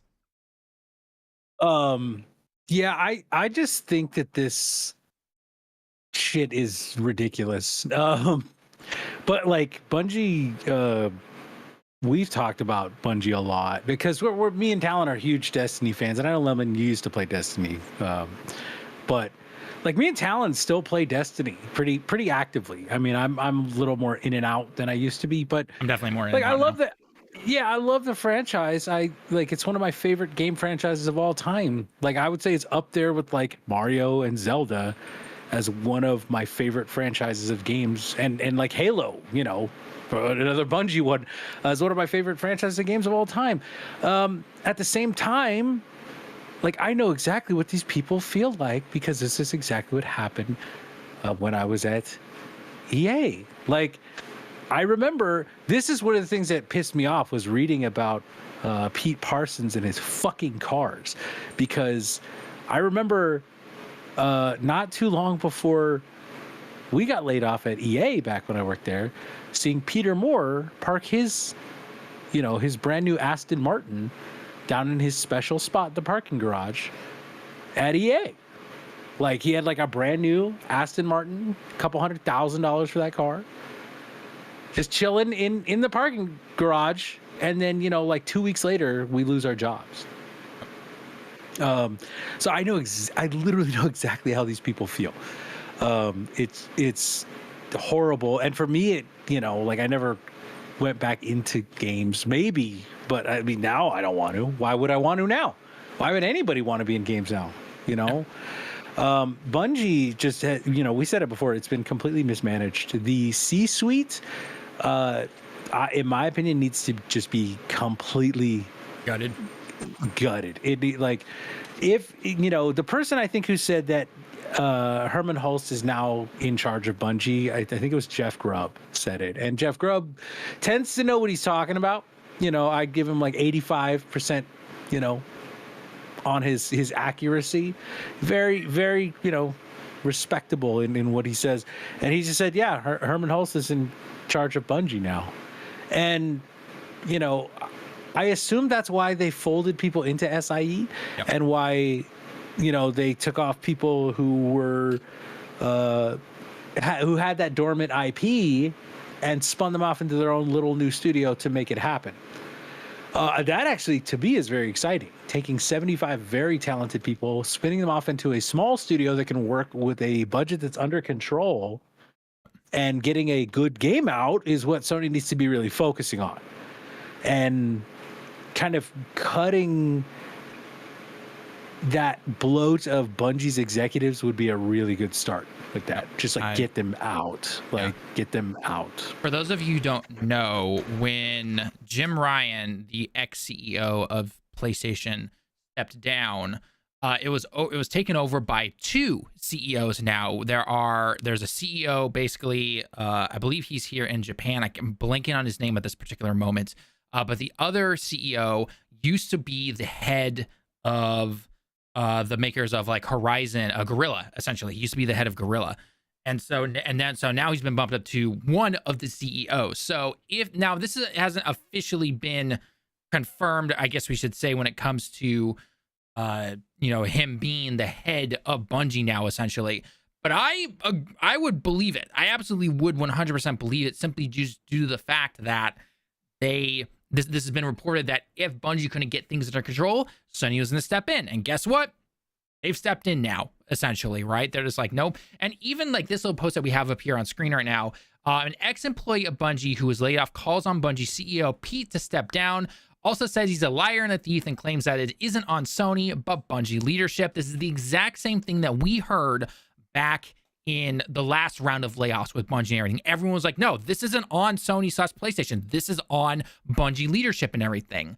It even says thing here that Pete was also supposed to Pete also supposedly bought a whopping 24 vehicles from a single auction site since the acquisition closed in July 2022, aka when Sony bought them, totaling $2 million in cost, presumably part funded by what they refer to as the giant Sony payouts, which, again, whatever, he's a CEO. We know he's got tons of money now. CEOs always do this, to go off and buy whatever. But Pete's been getting some blowback online, and he even privatized his Twitter account today, like we said beforehand. So, well, I'm not surprised that CEOs go out and buy huge, luxurious things, the yachts, the planes, the whatever, essentially. It's not a good look when you are constantly, this is your second round of layoffs in less than 6 months, give or take. And you're going out and buying tons of cars and everything. And at the same time, you're laying all these people off and everything. Now, not to be fair, but to, I guess, understand how some of this stuff works. So, however, though, when corporate stuff happens and people are bought out and stocks and shares and all that stuff, technically, a lot of this stuff, like, they don't actually have the cash on hand. Just simply say, yeah, cut this CEO's pay, and then you can just keep everyone else. Most of their pay is in stocks and shares and everything. It's not actual flush cash and everything, which I need to understand. I'm not trying to defend it. I'm not saying I absolutely think he still needs to go and everything, but just even if they let him go, which hopefully they do, that's not going to save everyone's jobs, unfortunately, because there's not that flush cash there, essentially, which is what a lot of people get when they work at a company, right? Like when I work my job, I get physical cash and everything. I'm not getting stocks in the company that hired me and everything like that, right? So some companies do that, obviously, but not all of them per se. So just kind of understand that simply just by, cut this one executive over here and you can save all these jobs. Unfortunately, that's not the case. And it even, it shows, as he stated here in this thing, that they've been in the red. They have been in the red for quite some time. So that should be telling right there, I think, is what I should say. But Lemon, what are your personal thoughts on all this? First, Pete Parsons' money might be typed in stocks, but most C-level people also have golden parachutes. Just look at Bobby Kotick. Oh yeah, no, they do. He could have shot someone in the middle of Activision Studios, and not necessarily arrested, but ignoring that part, he would still get his golden parachute. Nothing would happen. I guarantee Pete Parsons has the same thing. I don't know. This seems like business as usual to me. I think that Herman Hulst coming into this screams that Sony's finally kind of cracking the whip, but I think this is also on Sony and their leadership at the time when they bought Bungie. Like, I feel like this was kind of an open secret, like that Bungie was kind of burning cash and just kind of not well run. A lot of that, and my little tinfoil hat for something like that is, I think it's on Jim Ryan, because Jim Ryan tried to come in and buy a bunch of things, little companies and everything like that. Try to get all these live service stuff, and the heads of Sony are just like, what the F are you doing with our money? And now they're coming in trying to play cleanup, essentially, is the way I look at it. I'm glad you brought up tinfoil hat because I love a good tinfoil hat theory. Love them. And the timing of this is super juicy. Yeah. Because what open beta just happened recently? Concord. Now, what as Sony's looking at, like, the hell's going on? This isn't doing well. Helldivers did well. Yep. Bungie is just literally in free fall, burning money. Destiny's kind of wrapping up. Marathon, what? Oh man, Marathon. That's not. That might not be so hot. That might be another Concord. The timing is perfect for this. Herman Hulse coming into this is, to me, this looks like straight up Bungie's collapsing right here now. Like there might be a skeleton crew for keeping Destiny alive to really squeeze out, really wring out what little money's left in Destiny. But I think we're done with Destiny at this point. This is just kind of what do you guys think? Squashing the rest of what's left of Bungie. I fully expect it to be either squashed or renamed to SIE. I don't know, Seattle, Bellevue, whatever. I actually disagree with that. I think that Bungie, for the devoted Destiny player base, even with all the content creators and streamers and stuff that you see now, all of them right now are bailing on Destiny 2 because, and this is very smart on a lot of these people's thing, is because Bungie's just going like, oh yeah, we're not going to tell you what we're doing with Destiny right now. Yeah. So like, if you're a content creator, you make your living off of it, right? Like think of Datto or Astacross, those big Destiny content creators. Those guys right now got to be going like, oh, I better figure out a way to pivot to something because got to be able to pivot to something else. Yeah, I can't depend on this because they're not giving us anything. That's fair. But the second that Bungie goes, oh, by the way, Destiny 3 releases, fall 2025. It starts all over. Like there's something about Destiny that it captures so many people. I mean, it could be like some people love the lore, some people love just like PvP or raids or like, but I mean, they think they said like it's something stupid like 30% of the player base just goes and does patrol.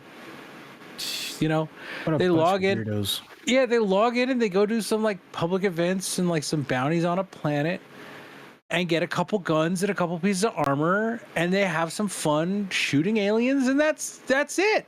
And like it's just wild that because if you do any of their lives, so imagine Fortnite, you were just like, yeah, Fortnite, just land and like kill those robot bots that they put in at whatever site and that's like all I do. You know what I mean? Like no other game gets away with that the way that Destiny does. Somehow. And it's just because like people love how the game plays. There's nothing that plays like Destiny. Would you agree with that, Talon? I honestly would. And again, and I've stated this multiple times. We said this back when we did our little Halo coverage a couple weeks ago, if I remember correctly, of the whole 343 and Halo and all that stuff. Go check it out. It'll be in the top right corner. But basically I said, look, there's a reason that people love a game like Halo or Bungie's Destiny and everything because of how the shooting mechanics is. Lemon here trashes on Destiny half the time these days, but he can't deny that to shoot, the actual feeling of shooting your weapon in the game, it feels good, right? Yeah, but so is Halo Infinite. Right, exactly. Right, but we can't take Lemon too seriously. He plays the finals, man. Hey, knock it off, Bobby. Don't make me come over there. But but that's the reason when it comes to something like Destiny and everything, though, is that a lot of people, especially because I also think Destiny has the benefit of being one of these type of first games out, right? If the first Destiny, like the very first one, was to release in like 2022, 2023, it would not be nowhere near as successful. It just wouldn't. Right? Yeah, it'd be the same thing with like Concord and Overwatch and whatever else, all that stuff, right? It's always timing and all that kind of stuff. So John in the chat does say, just play Warframe, guys. I tried Warframe. Warframe is great. Cool Destiny. Yeah, Warframe is great, but like it's not Destiny. And it's the same. You could say the same thing as you can say the same thing with Destiny, right? Destiny's great, but it's not Warframe. If you want to play that, right? Like if you want to play that experience, you're not getting that from another game. Like I'm playing the first Descendant right now. That game is very similar in feel to Warframe in my opinion, but it ain't Warframe. right? And it's the same thing with Destiny. Like I've played tons of other looters, tons of other stuff. They ain't Destiny, right? No. Same thing with like, and you know, we were talking earlier like about how many hours I put into Anthem. There is nothing that gets my like gets that itch of Anthem out for me, because nothing plays like Anthem. You know what There's I mean? just everything Like, else within that game that unfortunately was made it just so crumble. bad. Yeah. But Now, man, I played it a lot. Right. And I want to read something here real quick because I did find this interesting, and I want to get your guys' personal thoughts on this in chat. Let me know your thoughts as well.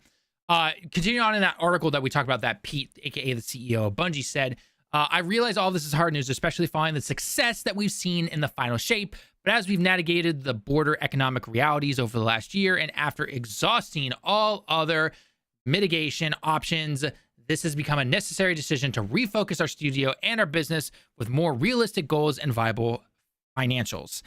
Yeah, there's still some more I want to read, but just that first sentence right there, what does that say when you have a huge success like DLC does the final shape, and then you lay all these people off, right? And you're still not hitting your numbers and everything, right? Like that's just that's whatever management you're doing is whatever shit. management you have going, you. you need them out. And they are a cancer right now, essentially. Whatever the management higher up positions are, you need to get them out right there, because all the developers, they did an amazing job with the final shape, right? I have easily had my problems with Destiny. I have criticized it a lot, even though I've played a shit ton of it. But there's no denying that there was a lot of love and passion, and the final shape itself was a very well-made expansion. Very well made. Absolutely no doubt. All the developers, yes. Round of applause, the entire, if I could somehow give you a ton of money to make sure you don't have to work ever again, or you can make your own, studio or whatever, I would. But unfortunately, I can't. Unless like 10 billion of you hit that subscribe button right now, by all means, go ahead. But continue on in this little article right here, though, we are committing to 2 major changes today that we believe will help support our focus, leverage Sony's strength, and create new opportunities for Bungie talent. First, we are deepening our integration with Sony Interactive Entertainment, aka SIE, working to integrate 155 roles, roughly 12% into SIE over the next few quarters. SIE worked tirelessly with us to identify roles for as many of our people as possible, enabling us together to save a great deal of talent that would have otherwise been affected by the reduction in force. So, aka those 220 jobs that were lost today, it could have been more. It could have been more if Sony didn't step in. Mm-hmm. That's one of those things that I liked reading, because I mean, we've seen, there's obviously always going to be the console warriors, right? Who go, well, as soon as, Destiny 2 is great, and as soon as Sony bought them, just crash and burn. It's like, no. Like it's the same thing that has always happened with Bungie. They just burn too much cash because their like I feel like they just overcompensate their management. This is nothing new for Bungie. We've seen this back in the day when they broke off from Xbox and everything, and then they got picked up by Activision, and then Activision was like, okay, what the F is going on here? Then they broke away from Activision, and now Bungie's in the same loop. And it's especially it's telling when all these developers are on their social media pages right now saying, no, this isn't on Sony, this is on manager. And this is not the first time they're saying it. They said it back in the last round of layoffs. Yeah. And it's just like Sony right now is the saving grace for 150 people. Yeah, 150. And again, Sony has their problems. They have their issues. There's a ton of stuff that they have done that we've called out here on the channel multiple times beforehand. But luckily, 150 people are not jobless today. Yeah, right. And that's one of those things that is very good to see, because working with them to really go, okay, hey, you got a lot of talented people. We gave you money to retain that talent that disappeared somewhere. But we're going to bust our ass to make sure we can get a bunch of these people into their own studio and a bunch into SIE studios to make sure that we don't just lose this really great talent. Right. And what really sucks is that you see that, I mean, there's some talent that just got lost still. That's just a travesty. Like the narrative lead got let go, and the narrative in the last few years of Destiny has been so good that I'm like, actually, this is good. Like, I care about these characters now. You know, instead of just it being like, oh, okay, just like skip all the dialogue. I don't care. Like it's just dumb, weird, boring story that doesn't make sense. Like with that, you know, seeing all that talent lost, I'm just really happy that some of them are still going to be around. Yeah, it was something to be preserved, and hopefully we see that new IP come out from that small studio and be something nice. Right, and speaking of that new IP, he says here, second, we're working with PlayStation Studios leadership to spin out one of our incubation projects, an action game set in a brand new science fantasy universe to form a new studio within PlayStation Studios to continue its promising development. So hopefully something comes out of that. That's my hope, at least. But then it continues on here saying, this will be a time of tremendous change for our studio. Let's unpack how we ended up in this position, aka management was bad. But anyway, I digress. It's important to understand how we got here. For over 5 years, keep in mind right there, 5 years, it's been our goal to ship games in 3 enduring global franchises. To realize that ambition, we set up several incubation projects, each seated with senior development leaders from our existing teams. We eventually realized that this model stretched our talent too thin too quickly. It also forced our studio support structure to scale to a larger level than we could realistically support, given our 2 primary products in development, Destiny and Marathon, which, by the way, if you didn't get to see any of that games development conference stuff from a couple years ago, where they're saying like how they make these live service games, aka train stations and a whole 9 yards, this is why. Because the moment you start making a live service game, guess what? You're full in on it. There's no, oh yeah, we can have a skeleton crew over here working on this, and we can go off and do this, and we'll still get on those money. No. This is why, and I still see people complaining about it to this day. This is why we don't have that Last of Us multiplayer game, aka their live service game they want to work on. They told us flat out, if we were going to continue to do this, guess what? This is all you're getting. There's no more single player games. There's no more award-winning games that we would be able to make for you. We would be full in on this. And honestly, I have my gripes with The Last of Us and everything like that, but I'd rather them be able to do what they want to do, story games, all that kind of stuff, or new IPs, than do some online, shooter. Honestly, I would. And I think even Bobby would agree with that. So what do you mean, even Bobby? I absolutely agree with that, talent. The fuck are you talking about? Like, you guys know, Last of Us 2 is like one of my favorite games of all time. He's bought it like 10 billion times, and I have more hours in The Last of Us 2 than I think I do in Avengers. Yep, that's like something. I have like 300 hours in that game. But to finish off the last part of the article, additionally, in 2023, our rapid expansion read headlong into a broad economic slowdown, a sharp downturn in the games industry, our quality miss with Destiny 2 Lightfall, and the need to give both the final shape and Marathon the time needed to ensure both projects deliver at the quality our players expect and deserve. We were overly ambitious. Our financial safety margins were exceeded, and we began to run into the red. It wasn't you were beginning to run into the red. You've been running into the red for quite some time, from what I can understand.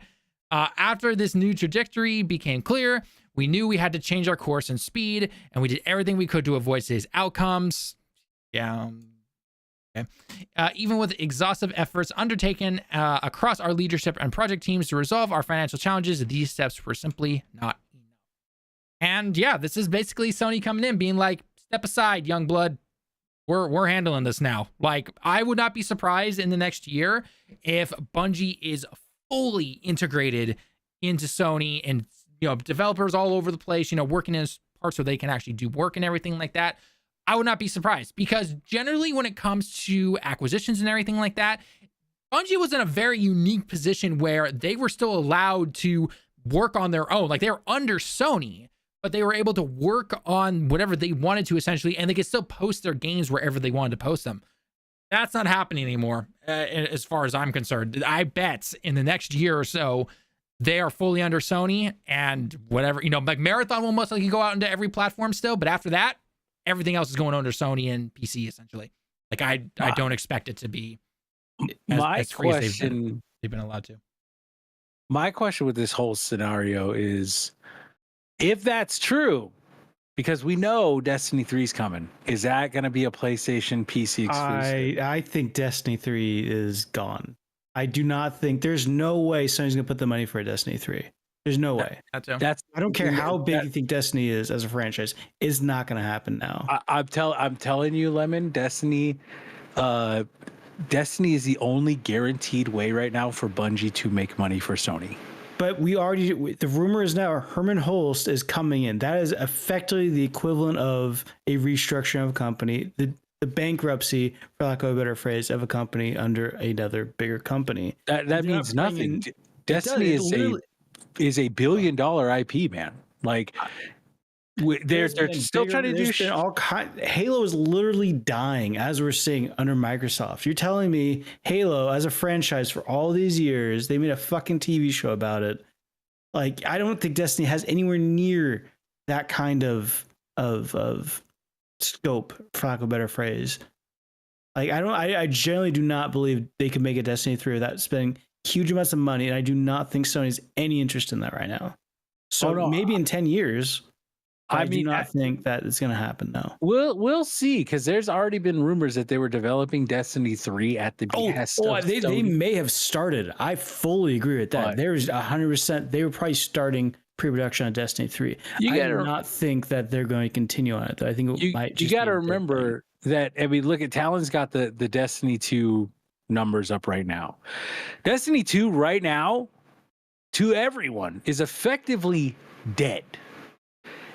They are still pulling in like 4 times the number of something like Sea of Thieves when the game is dead. It is on life support right now, and everybody knows it.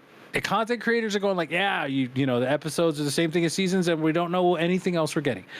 The game still has a draw, and I'm not saying that Halo doesn't have a draw, but you got to understand Halo had how many years now to burn all the goodwill that they had.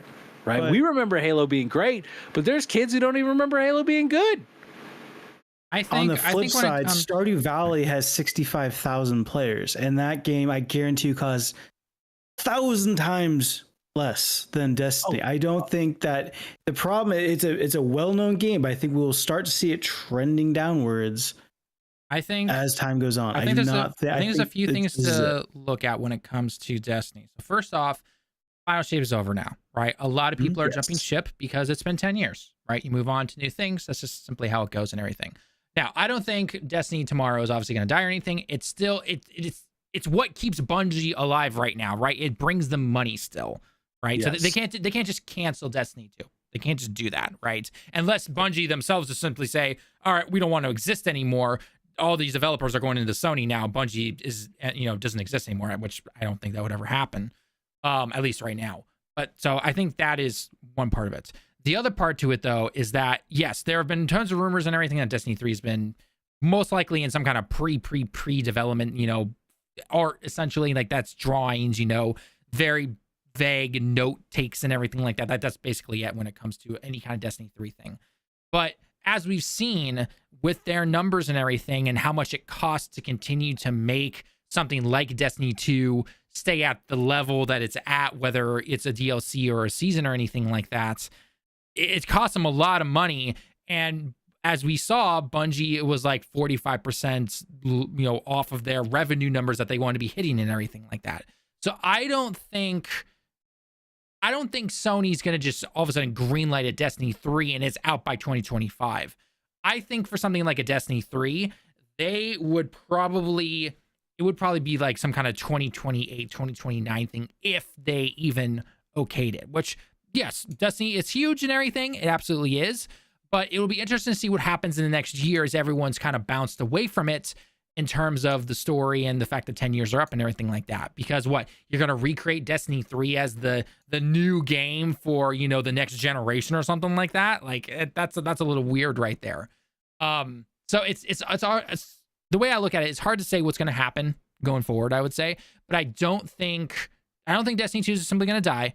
But at the same time, expect these numbers to continue to trend down. And their whole thing about, because they even posted on their social media, the official social media page, saying like the episodes, aka the seasons right now, are not affected, and whatever Destiny 2 Frontiers is next year is not affected either. And I kind of roll my eyes at that because I'm just like, you just laid people off. So Yeah, you let go It's- like the music teams. Yeah, you let go the music teams, the story narrative, teams, all that like- stuff. Yeah, like no, this is affecting it. This is affecting Yeah. it. Don't kid yourself here. So only time is gonna tell when it comes to this type of stuff. But it's it's gonna be an interesting thing to see what happens. And I know a lot of people don't particularly like Paul Tassi and everything, but one thing that I did agree in terms of his little quote right here, saying there is no level of success the final shape could hit to change this course, even if employees were told that to make them work harder. Like that right there, it's just like, yeah, I mean, he's absolutely right, right? Yeah, it's a DLC. Yeah. Yeah, there's well, no way. the thing is too is remember, like they said last year after the first layoffs and the big expose came out, Yep. they said, the employees are hearing rumors that despite whatever happens with Final Shape, there's going to be layoffs after that. They literally said it last year, right? That this was going to happen. Yep. And I knew, like, even though Final Shape did fucking gangbusters, they must have made a fuck ton of money. But again, they're running so far in the red now that I don't think anything was going to save them. Aside from like Pete Parsons going, "Oh, I'm not going to take my $10 million bonus this quarter," That just like that doesn't affect him at all. That seriously doesn't.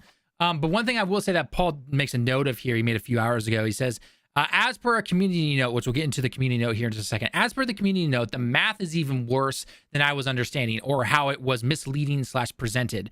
Depending on marathon team size, I'd be surprised if Destiny itself was half as many people working on it now than a couple of years. For those of you who don't understand game development, again, we're not game developers, but from what I've always heard through the grapevine and everything, when a game is coming close to releasing everything, it is not unheard of to take people from other teams to help push it across the finish line, essentially, right? Yep. So, right. yeah, so, for example, that's a general software thing. right, that's a software in general, right? So, for example, with like the Final Shape, right, we saw that they were probably bringing other people over from Marathon and everything, or that team, to help kind of push the Final Shape and finish up stuff. And obviously, they delayed it a bit, but they helped push it across the finish line, right? Same thing's going to happen when Marathon's about to release. They're going to be taking people off of the Destiny team to then help push Marathon across the finish line, aka the release of it, right? That's normal. That's just normal stuff right there. Yeah. But there is this community note here from the original. So again, this is the original Bungie article right here that I have on screen.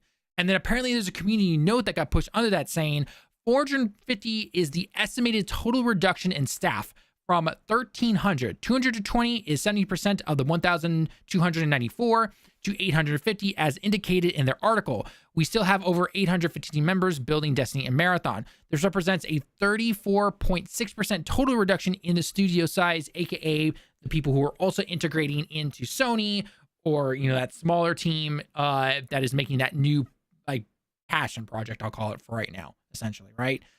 Which is going off of Jason Schreier's numbers, right? 220 laid off, 155 moving to Sony, 75 into some kind of new studio from the sound of it, essentially. So just keep that in mind right there. But regardless, this is going to continue. This is going to continue. I guarantee it. Destiny's going to be affected by this. Marathon's going to be affected by this. And I honestly don't know if we're going to see Bungie next year. I don't know. I think there's going to be more integration into Sony, more people leaving that team to go into other teams within Sony, whether it's this new one that up to 75 people, or they're just being, spurred across. Maybe there's some kind of Killzone thing. I know Copium, but maybe there's some kind of Killzone project going on. So they're going to be bringing some people over from Destiny for that. We still don't know what's going to happen with Fireworks Studios or whatever. I want to do this a quick aside of how every single time we talk about like Sony having to close studios or restructure, Talon's always like, they could work on a Killzone. I'm just saying. That's why I said Copium, dude. That's why I said it. He's like, I'm just saying. It could be, you could work on a new I'm sorry, Killzone. I loved Killzone 2 and Killzone 3 online. Lemon was there with me from the day one. He knows what I'm talking about. It's like a tulpa. If you keep believing it'll happen, it'll eventually It'll become eventually real. happen, guys. I know it. I know it's going to happen. Or it wants to be like a monkey paw, and you get this like grotesque, awful Killzone. With me, I actually kind of agree in some way, Talon. What I think is going to happen with this is they are going to be fully integrated into SIE. I think that and I know Lemon's going to disagree, but I think the smart move at this point is if they're that deep into Marathon that they can't just cancel it, which maybe you should do because it's clearly. I don't think Marathon's gonna do well. I just don't. An extraction hero shooter. I'm like, God, that's gonna. From what I heard, when it was a pure extraction, they brought in Tarkov streamers, and the Tarkov streamers were like, "This is some of the most boring shit we've ever played." And then apparently recently they brought in like Overwatch and stuff, like players to play a newer build. It's just what I heard. They brought people to play a newer build, and they were like, "This is fucking boring." Like, what are you doing? Which is the same thing that happened with Concord. So it's like Lemon may be right in that, like, yeah, it's gonna probably be another Concord. Maybe they just push it out and go like, fuck it, please buy some microtransactions. Try to make some money back. Yeah, but like, if I'm Sony and I'm really taking over, I'm going, all right, no more, you know, no more fucking around. You guys have dicked off with all this money. You have absolutely run this company into the ground. We bought you for your live service knowledge and your IP, and you're kind of shitting the you're kind of shitting the bed with that.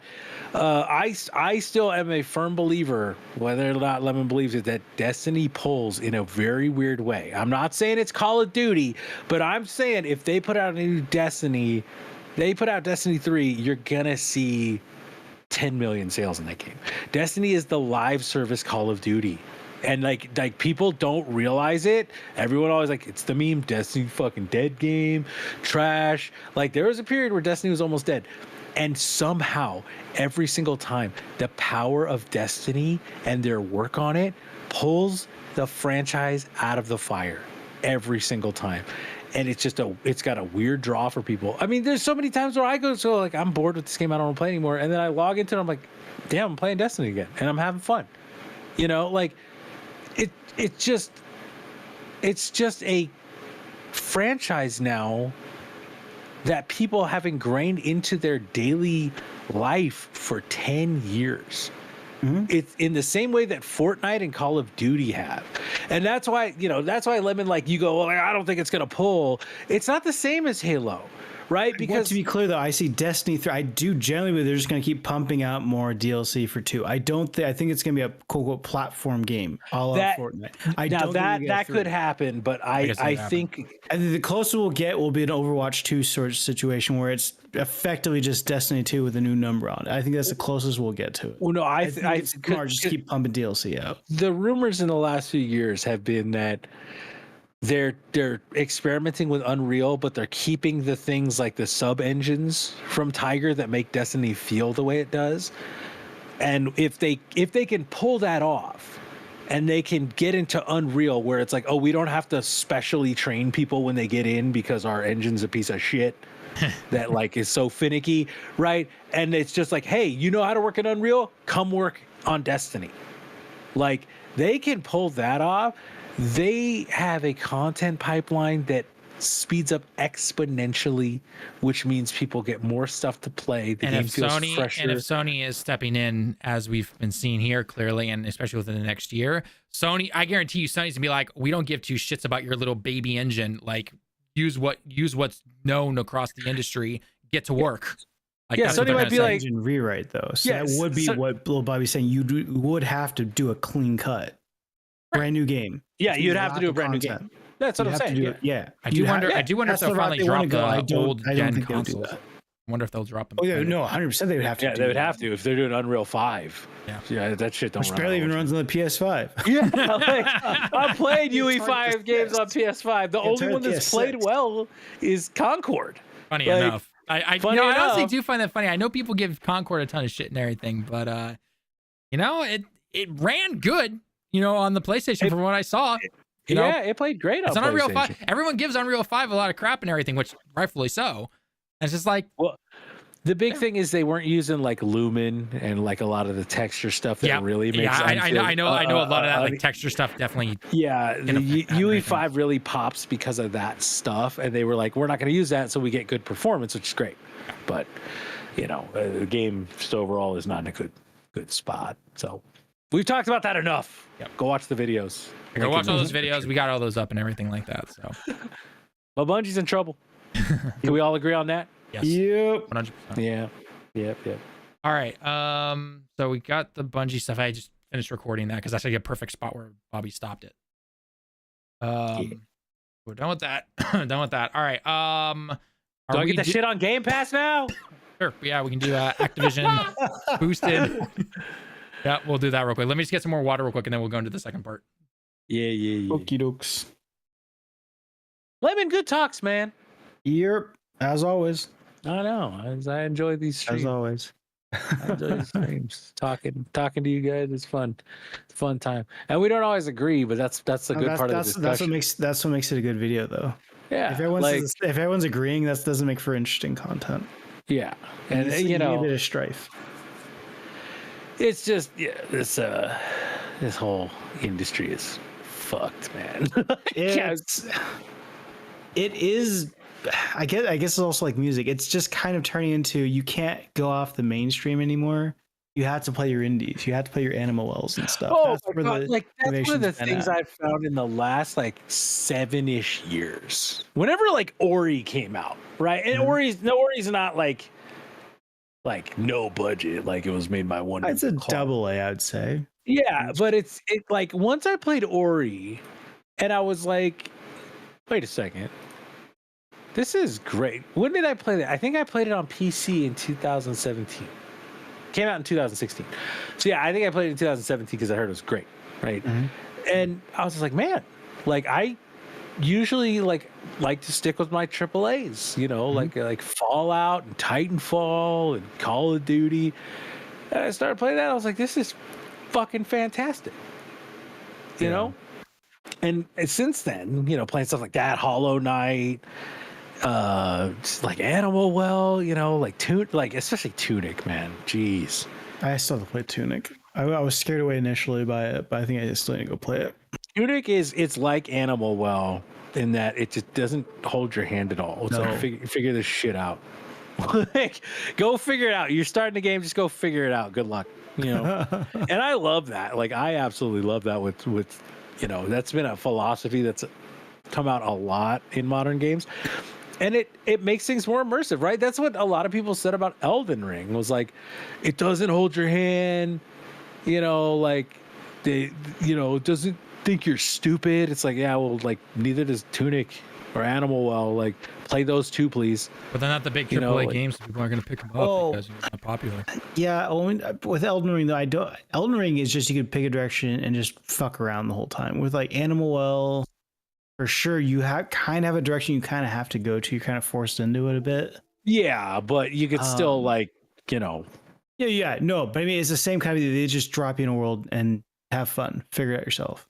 Which I'm curious from a generational standpoint, if you grew up with OG, NES Zelda, versus growing up with, say, I don't know, your first Zelda being, I don't know, Twilight Princess or Goat Emulator, Skyward Sword, or even Breath of the Wild, where it's sure vastly more handholdy.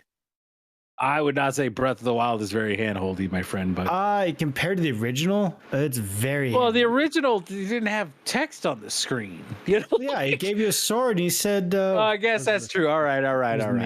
But it follows the same premise of just oh, hey, look, there's stuff. You can not find a dude in the beginning for hours. It shows you the thing and it shows you the dude, right? But one of my last playthroughs of Breath of the Wild, I was just I'm gonna go to the forest. Fuck that dude.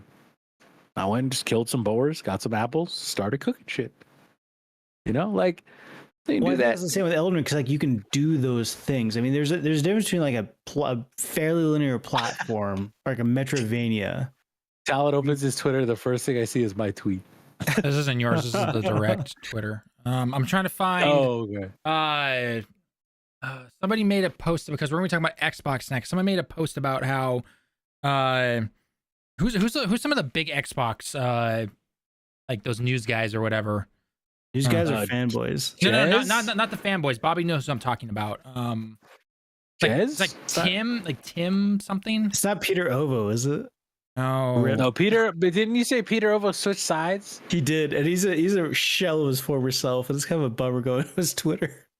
Yeah, Tim Dog. That are you thinking of? Yeah, but I don't. How do you spell his name? So it's like Tim Dog, DOG. I'll be right back. You guys figure that I out. think it's like Tim Dog PSN or PS5 or something. His thing is purple, I think. Who's the other guy? Jeff. All one word, Tim Dog. Oh, Tim Dog. Jeff Grubb? Maybe Tim Dog. No. Some guy. Hang on. Let me look at my Twitter real quick. Jeff Keighley?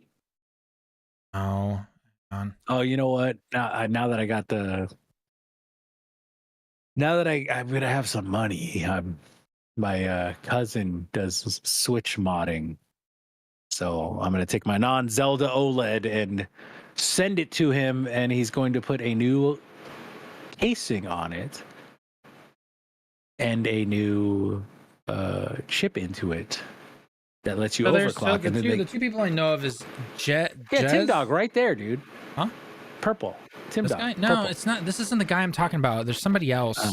Like he writes a lot of like Windows stuff and everything, but then dabs in the Xbox stuff. Oh, Tom Warren. Yeah, Tom. Well, that's who I was looking for. Because God. I know. A lot of the stuff he says, but there was one. No, there's I'm one talking thing about that, you, Tal. How do you not remember Tom Warren, dude? whatever. I don't pay attention to names half the time. But no, there was something that somebody said at the I'm back. at the Microsoft like thing or whatever, and it caught my attention. I need to see if I can find it. Get a bookmark that This shit, right man. here, right here. This is what I'm talking about. It's very rare. Yeah, you immediately bookmark anything you're going to reference later, Tal. It's very rare to see investors ask about Xbox during Microsoft's Tom earning Warren. calls, but BMO Keith did last night. The answer was interesting from Microsoft CEO Nadelia, as he mentioned a bigger focus on PC gaming as well as excitement. Okay, this is what I wanted to talk about. Again, I know like 99% of the stuff that Tom writes, I'm just like kind of roll my eyes at half the time, but this caught my eye. Even Hell, it's weird that it's the whole Xbox, like even the journalism around Xbox is really weird. Like you see real fanboys like Tom Warren is very clearly a Microsoft Xbox fan, Right. and like everyone always like IGN's always after Xbox. It's like, dude, Destin and fucking Ryan McCaffrey are two of the top people at IGN, and they are super Xbox fans. oh yeah, super. Like super. Like, how are you gonna claim they have a fucking bias against Xbox, dude? Like, yeah, you're using it in the negative news, but it's like because Xbox has a lot of negative news. And then when they have some positive news, they immediately follow it up with some goddamn horrible shit every single time. And it sucks, man. It's just like I'm like, okay. And at this point, I'm just so jaded on it. It sucks. All right, let's go and get started. I'm gonna open up a small introduction, but Bobby, I'm gonna let you take the reins because I know. Yeah. So, all right. Okay. Let's go again. So, say what you will about Xbox and Activision and being together in bed now, but you can't lie. Activision is saving Xbox in terms of those revenue numbers. Gaming revenue up 44%. But if you actually look at the details, it's because, yeah, 43% of that is due to Activision and like 1% or even minus percent sometimes when it comes to the Xbox stuff beforehand. But as another side thing that we also saw is that hardware is down 42%, which should be no surprise to anybody because, let's be perfectly honest, Xbox has literally said themselves in commercials and advertisements and everything, play wherever you want. We don't care what box you got. We don't care where you are, as long as you're subscribed to Game Pass, which, as we know, are not doing the greatest numbers right now. We're waiting to see what happens when Call of Duty releases on it. I still think they're going to lose a lot of money, but I could be wrong. We'll have to wait and see. But if you guys haven't been seeing the news as of late, Activision Blizzard and Microsoft, because obviously it's Microsoft gaming. There's no Xbox anymore. It's Microsoft gaming. But regardless, we have been seeing their little like financial reports going around over the last day or so. And one thing that came to the forefront of that is the fact that Activision Blizzard is doing well numbers wise, which is what we kind of anticipate. I mean, you literally have Call of Duty, you have Overwatch, you have King. King is huge. That's one of the main reasons that they even bought this whole group of developers and companies and everything, is because King prints billions of dollars, every like quarter or however often they count that money. They bring in so much right there. So it's no surprise that Microsoft is obviously now getting all of that, which is obviously really good for them as a company, right? But Activision Blizzard is obviously boosting the Xbox earning results, but in reality, they're actually saving it, in my personal opinion. And with everything that we saw from Game Pass over the last couple of weeks with those numbers and not particularly doing very well or anything, it does stand to reason what's going to happen after Call of Duty drops onto there. And especially with hardware down, I feel bad for Xbox players because if you're somebody who has been into the ecosystem of the Xbox itself ever since either the original or the 360, and now you're basically seeing Microsoft going, we don't really care about the box anymore. Like just play wherever the F you want, essentially. Oh man, I hate to see what's going to happen next gen. But Bobby, you've been messaging me some of these posts and everything. Obviously, as you guys know, Bobby is joining me here again. And what are your thoughts on all this? I want to know your personal raw thoughts right now. Let's go. I think you said it. They are basically telling you, hey, don't buy an Xbox. And if you're me, or if you're you, or if you're Lemon here, we all have PCs. Like I literally was telling my brothers today, I was like, I may cave and buy a Series X only because I feel like it might actually be the last Xbox console. I cannot see a universe where they look at these numbers and Satya goes, yeah, just keep making hardware for us to lose a ton of money on. Producing it and having no one buy it. So not only are we losing money on it, we're not even getting people into the ecosystem. Just keep burning our money. That's cool. Like with the hardware being down so much, it's just emblematic of the issues that they're having. Like nobody's interested in the ecosystem. And you could say, oh, well, but their revenue is up. Their revenue's up, 44%? But like I just put it in the chat, Talon. There's a chart out that shows that they're still operating at a $500 million loss this quarter. Yeah, I mean, because their operating expenses are so high that they can't cover everything. I mean, right here, it even states right here for the 3 months ended June 30th, 2024, gaming revenue was up 44% year over year. Microsoft said on Tuesday, which includes 48 points of net impact from Activision. Without the acquisition, gaming revenue would have been down 4%. Yep. Xbox hardware revenue declined 40% year over year, but Xbox content and services revenue, which includes Game Pass, was up by 61% this quarter. Again, the majority of this 58 points of net impact came from Activision Blizzard.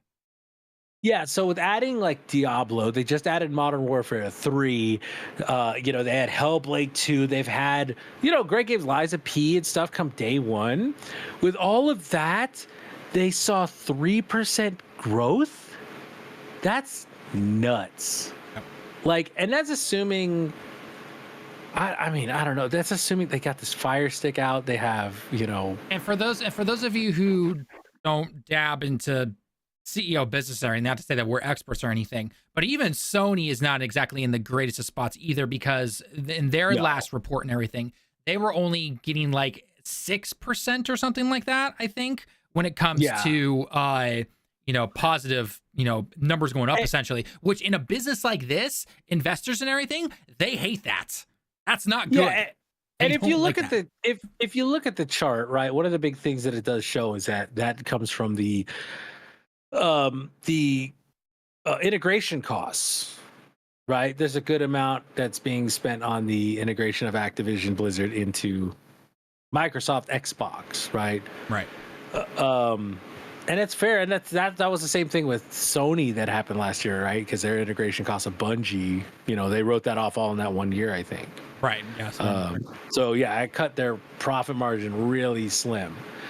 With Activision, they had the biggest thing is like, yeah, you can see that, but when you're about to make your biggest thing basically free, or for the $20 fee, which, let's be real here, like Tons of people use their Game Pass reward points. Tons of people use their, use CD keys or eBay like I do to buy it cheap. And, Microsoft may or may not even get a cut of that. Who knows? These numbers are not going to look any better this year. And I think Satya might end up just shutting it down. I don't think he'll shut Xbox down because now they have so much property. They can't. Yeah, they can't do that. Yeah, they're unstoppable. They could. I mean, unless they want to sell all of it off. But like, if they just go, we're gonna become a publisher. Fuck Game Pass. Phil, get that shit out of here. Yep. Like, we're not doing it anymore. We're making games. We're selling people to fucking games, and that's how it goes. And we're selling them on PlayStation and Nintendo too, because nobody buys this box. So fuck it. Like, they can do that, and they will still be profitable. But now, seeing how they're already losing money, right? And even without the integration costs, if you look at it, without the integration costs, they'd be up like 80 grand or something. That's terrible for a big business like that. That 80 grand, that's nothing. It's like, oh, that's not good. Yeah. That's really not good. So when you add all that up and you count like, oh, this year's Call of Duty, right? Because remember we talked about this last time. Call of Duty Modern Warfare 3 is one of the best-selling games of this year, which is just a fucking travesty. Mm-hmm. But it's one of the best-selling games of this year because that always happens with Call of Duty. And you're about to make it free for what, 30 million people? Or let's say anyone Ultimate, they said 80%, and then we know that like 10 million were from core, right? So we'll take that core out. So let's say it's 25 million, 80%, that's like 20 million. 20 million people who won't have to buy it. And let's say only a third of them are Call of Duty players. That's still 6 million sales you're going to lose. Yeah, it absolutely is. Absolutely like, is. That's going on in general. Nuts. That's insane. And then that's not counting PC.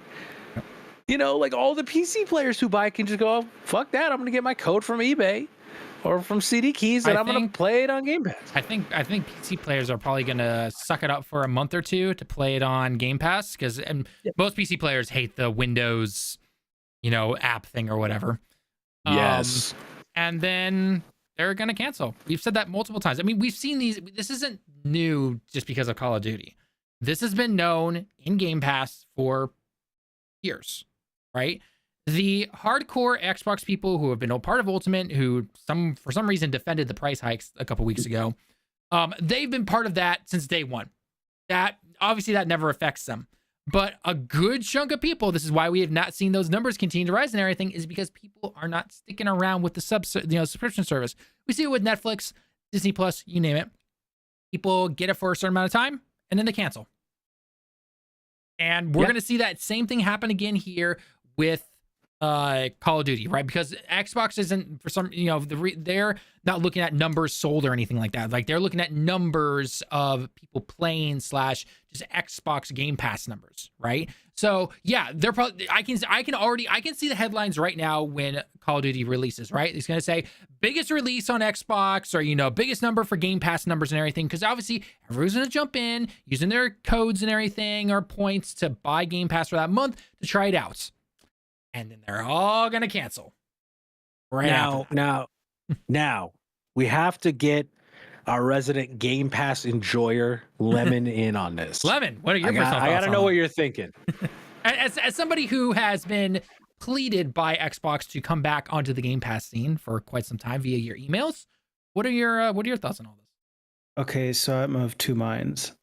So as a gamer, as someone who enjoys video games, I see this as just typical big business getting in on video games. I think Game Pass as a whole was a cool experiment, but didn't pan out. I see this as Microsoft just kind of going down the path they said they were going to go down. So far, none of this is shocking to me. They're doing exactly what they said they would do. They're effectively torpedoing their console to raise up Game Pass because as a whole, hardware has never been lucrative for any company, Sony or Microsoft. Oh yeah, and Microsoft's been a software company for like decades. So, but I mean, no, but both Sony and Microsoft, they sell consoles. Oh yeah, they sell them at a loss. Yeah, Yeah. do. So the money's in the software. So Microsoft just kind of took the extreme route because they didn't have anything else to lose because they're a very distant third with the Xbone. Just go with Game Pass. It's not really panning out as well as I imagine they wanted it to because they have to keep buying up all these things and other internals. Now internal companies are really pumping out any bangers and it's not driving up subscriptions. So they went to the nuclear option, got Call of Duty, and got King. King's probably where the most of the money's at there. Oh yeah, easily King.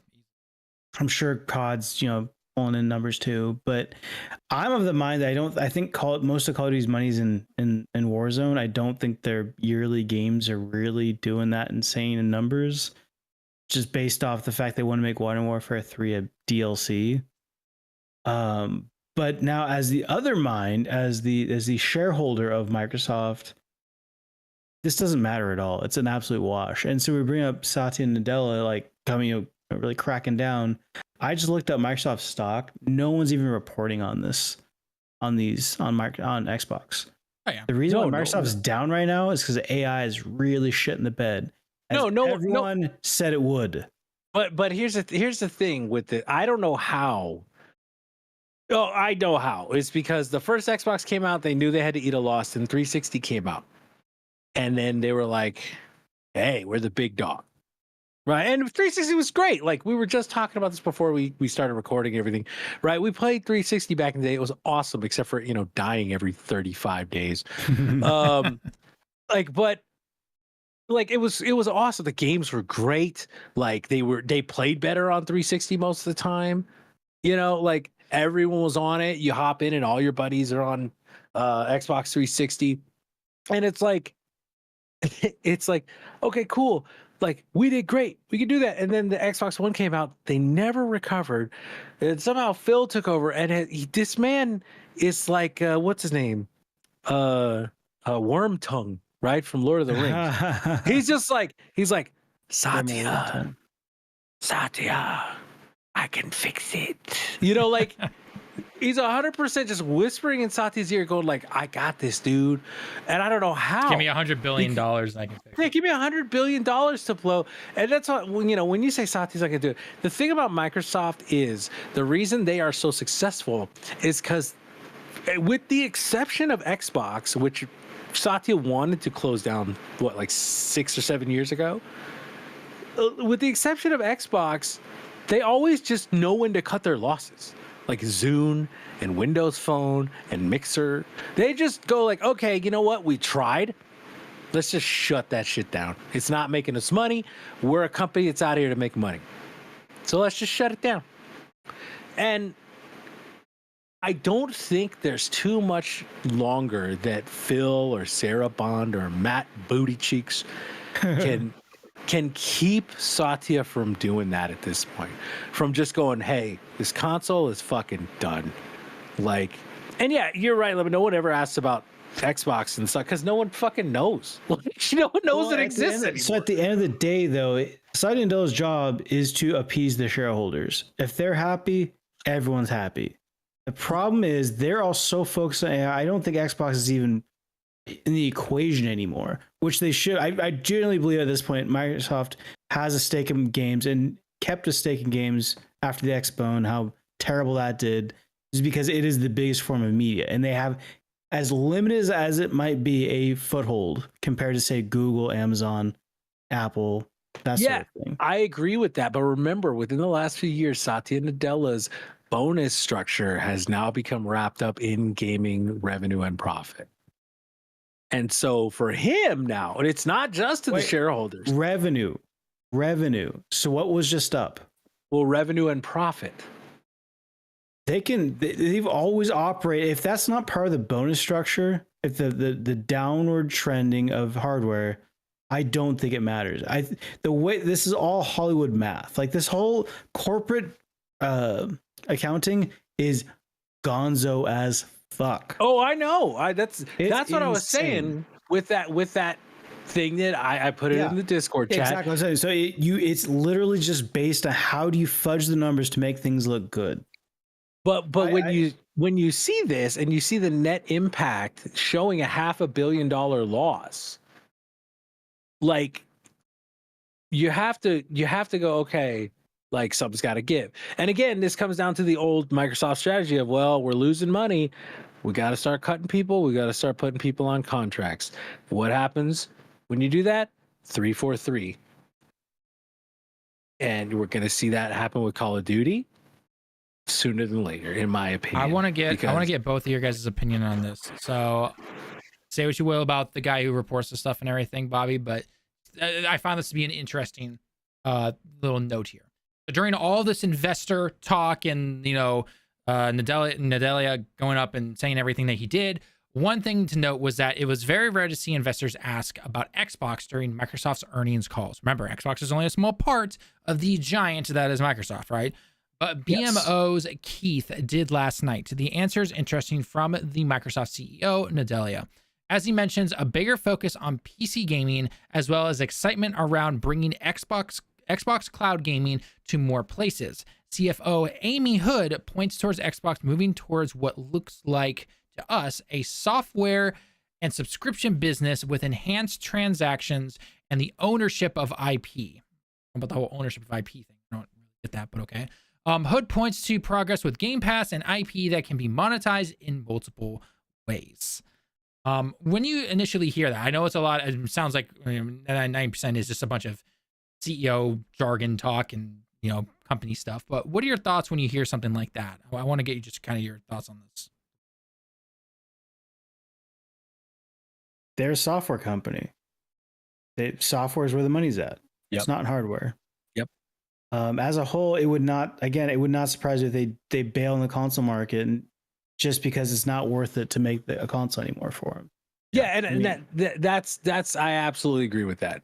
I think that they're just gonna go, no more consoles. We're just gonna sell the games.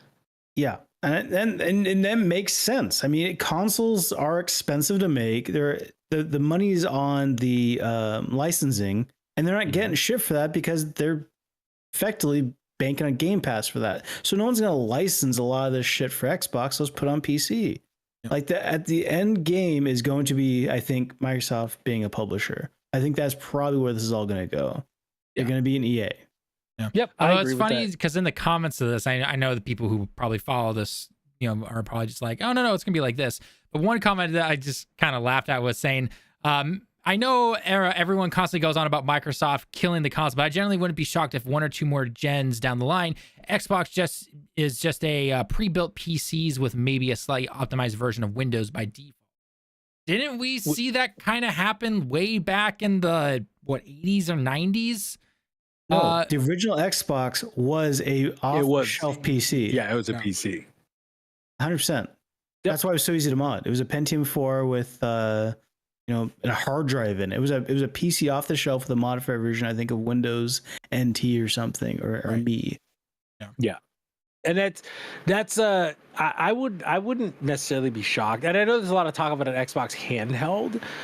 If they can make their mobile Windows for a handheld work as well and like as smoothly as SteamOS does on the Steam Deck, they've got a shot.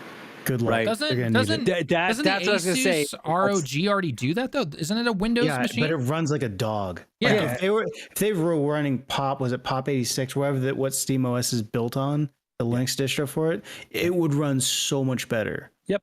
Because like there's just tons of bloat in Windows. Even like a stripped down version is still just fucked up with all sorts of shit that it doesn't need.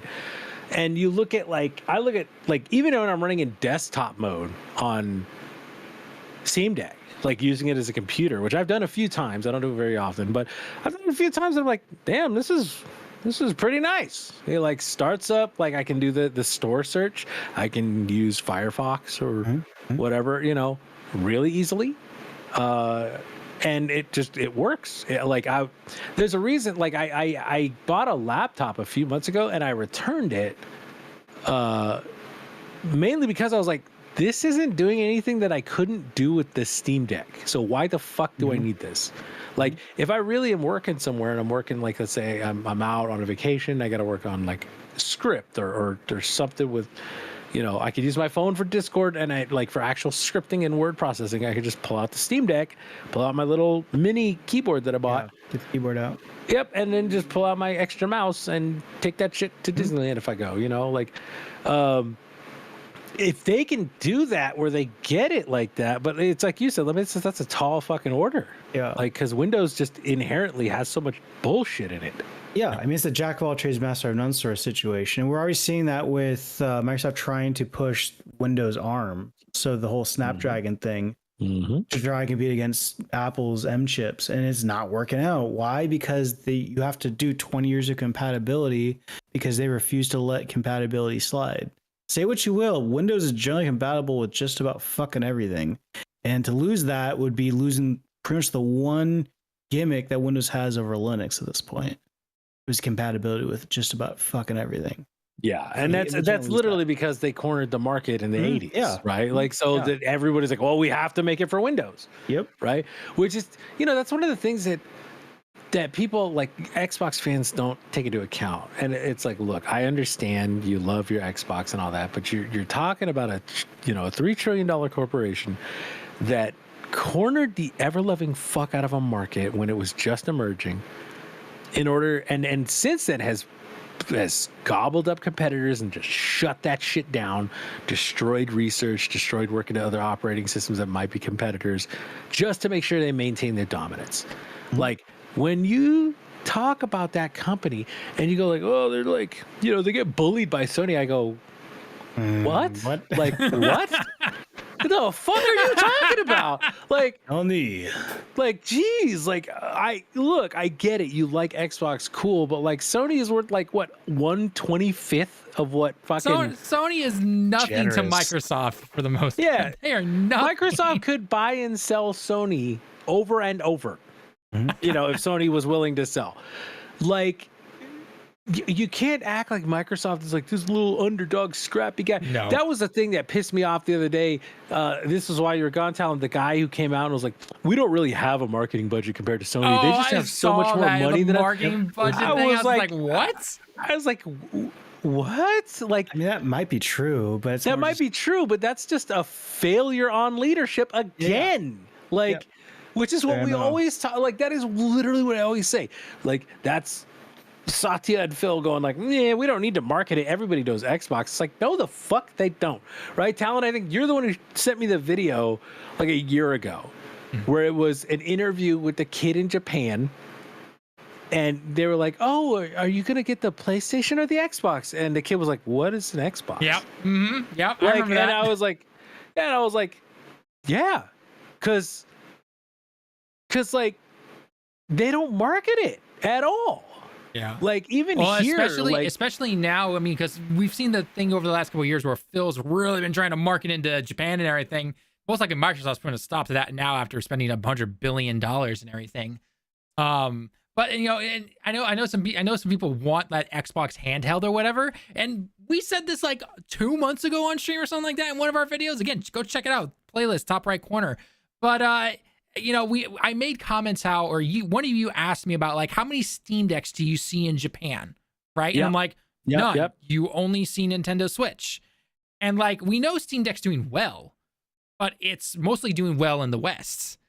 And if you have the Steam Deck and the ROG Ally, and doesn't MSI have something out now or something like that? Yeah, it has a weird name. Whatever. So you have that in the West, and then you have the Nintendo Switch worldwide. How much really is an Xbox handheld really gonna do when their release lineup is still not that good? You know, everyone freaked out at the E3 season and everything. I'm like, hey, how much of that is actually going to release at a constant schedule and everything? Like, everyone gives Sony crap right now. It's like, 2024 is their down year. Like, that's to be expected. So. Yeah, and if you look at the Xbox thing, it's like Stalker just got delayed again, and that's not on stock like that. They can't help that. Yeah. Like, they got super royal fucked by the situation in Ukraine and Russia. Like, they got super mega fucked. Like, you can't blame them for that. But Microsoft was clearly just counting on that to help carry them through the first half of the year. Right. And now they've been delayed, and so now they're delayed to, oh, there you go. I just saw it on the screen, to November, right? Which is likely when Avowed is going to release, and probably like right before Indiana Jones is going to release. And Are those two games releasing at the same time? Like, no, they're supposed to be Q4, I guess, both of them. They said there was like a leak that Avowed was going to come out on, I think, like the 12th or something of November, and then all of a sudden, like, it just disappeared. So Avowed technically has no official release date. as of right now they don't. Yeah. As of right now they don't. Yeah. And like a lot of people are saying, oh, they'll probably do it at Gamescom. It was cool, but like you should be like, especially in Indiana Jones, something that's a license like that, you should be hyping the fuck out of that. Like, this is coming out on this day. This is coming out on this. Oh yeah. Hey, by the way, did you hear that Indiana Jones? It's interesting. Coming out on this day? I mean, I know Indiana Jones, I don't think necessarily has the name recognition that it used to have back when we were younger, I think. But there's no marketing around anything from them. Yeah, remember though, like this is one of those things like with Blade 2, right? Xbox is very clearly targeting a certain demographic, and let's be real, it's dudes in their 30s. Like, it's clearly dudes in their mid to late 30s. Like, oh, we're gonna get Blade. Yeah, us, right? We're gonna get Blade. We're gonna get Indiana Jones. No fucking 12-year-old remembers Indiana Jones. They don't fucking know. They're gonna play Fortnite, and if there's maybe an Indiana Jones skin, they'll be like, "Oh, cool. This guy's cool, I guess. Oh yeah, there's a new game on Xbox. Oh, I have to pay for it, or I have to get Game Pass. I'm just gonna play Fortnite because it's free." Asked my mom. I already asked my mom for $20 for the skin, so there's that month of Game Pass. Or stole her credit card and put it in. Yeah, there's that month of Game Pass, to try that game, but I can't do that. So, like, they're targeting people with expendable income, right? Theoretically, unless you're like broke boy like me. But yeah, like you target them because they're gonna be the ones who pay, right? Who pay you actual money for it. And also at our age, we're more likely to actually buy games than just rely on Game Pass, right? Yeah. And that's in theory, that's smart, but Sony kind of has the same problem. Both Xbox and Sony really have not marketed to kids enough, right? Which is why Nintendo continues to fucking just stomp them both. It's because there's always a Mario. Every few years, there's some fun fucking Mario thing you can throw in and play, and you beat it in like 10 hours. And you're like, that was great. Fucking Mario. Love that shit. Can play it with my kid. Yep. And then the kid grows up going, damn, I remember all those days playing Mario with my dad. That was some of the best days of my life. And they continue to buy it when they're, yep.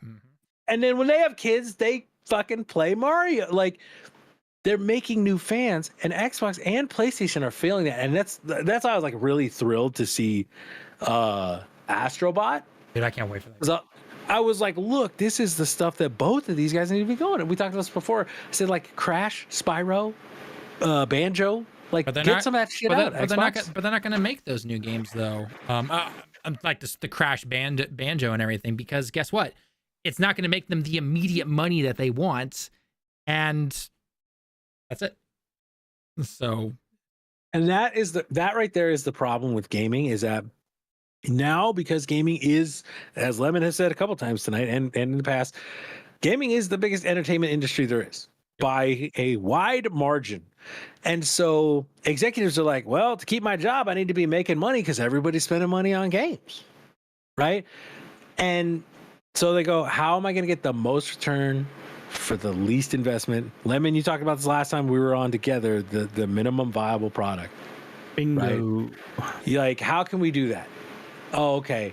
We're going to make sure we release this half-broken, buggy shit, trick people into buying it, and then you get, like, Suicide Squad. And so with that happening so much, you just see people feeling like gaming is going all, fuck off, off the reservation. Like, what the fuck is going on? And we were talking about this last time too, is that the AAA is dead, all that. Like, it's like, yeah, AAA's in a shitty spot because of this attitude from executives. You know, where we see Satya Nadella go like, you know, you don't need an Xbox. We're going to stream everything. We're going to have Game Pass. Like, just register.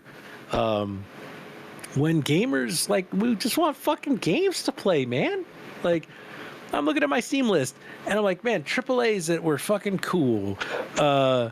Just in the last few years. Guardians of the Galaxy, right? Baldur's Gate. Pretty cool. Pretty cool. You know, oh yeah, this is the Callisto Protocol.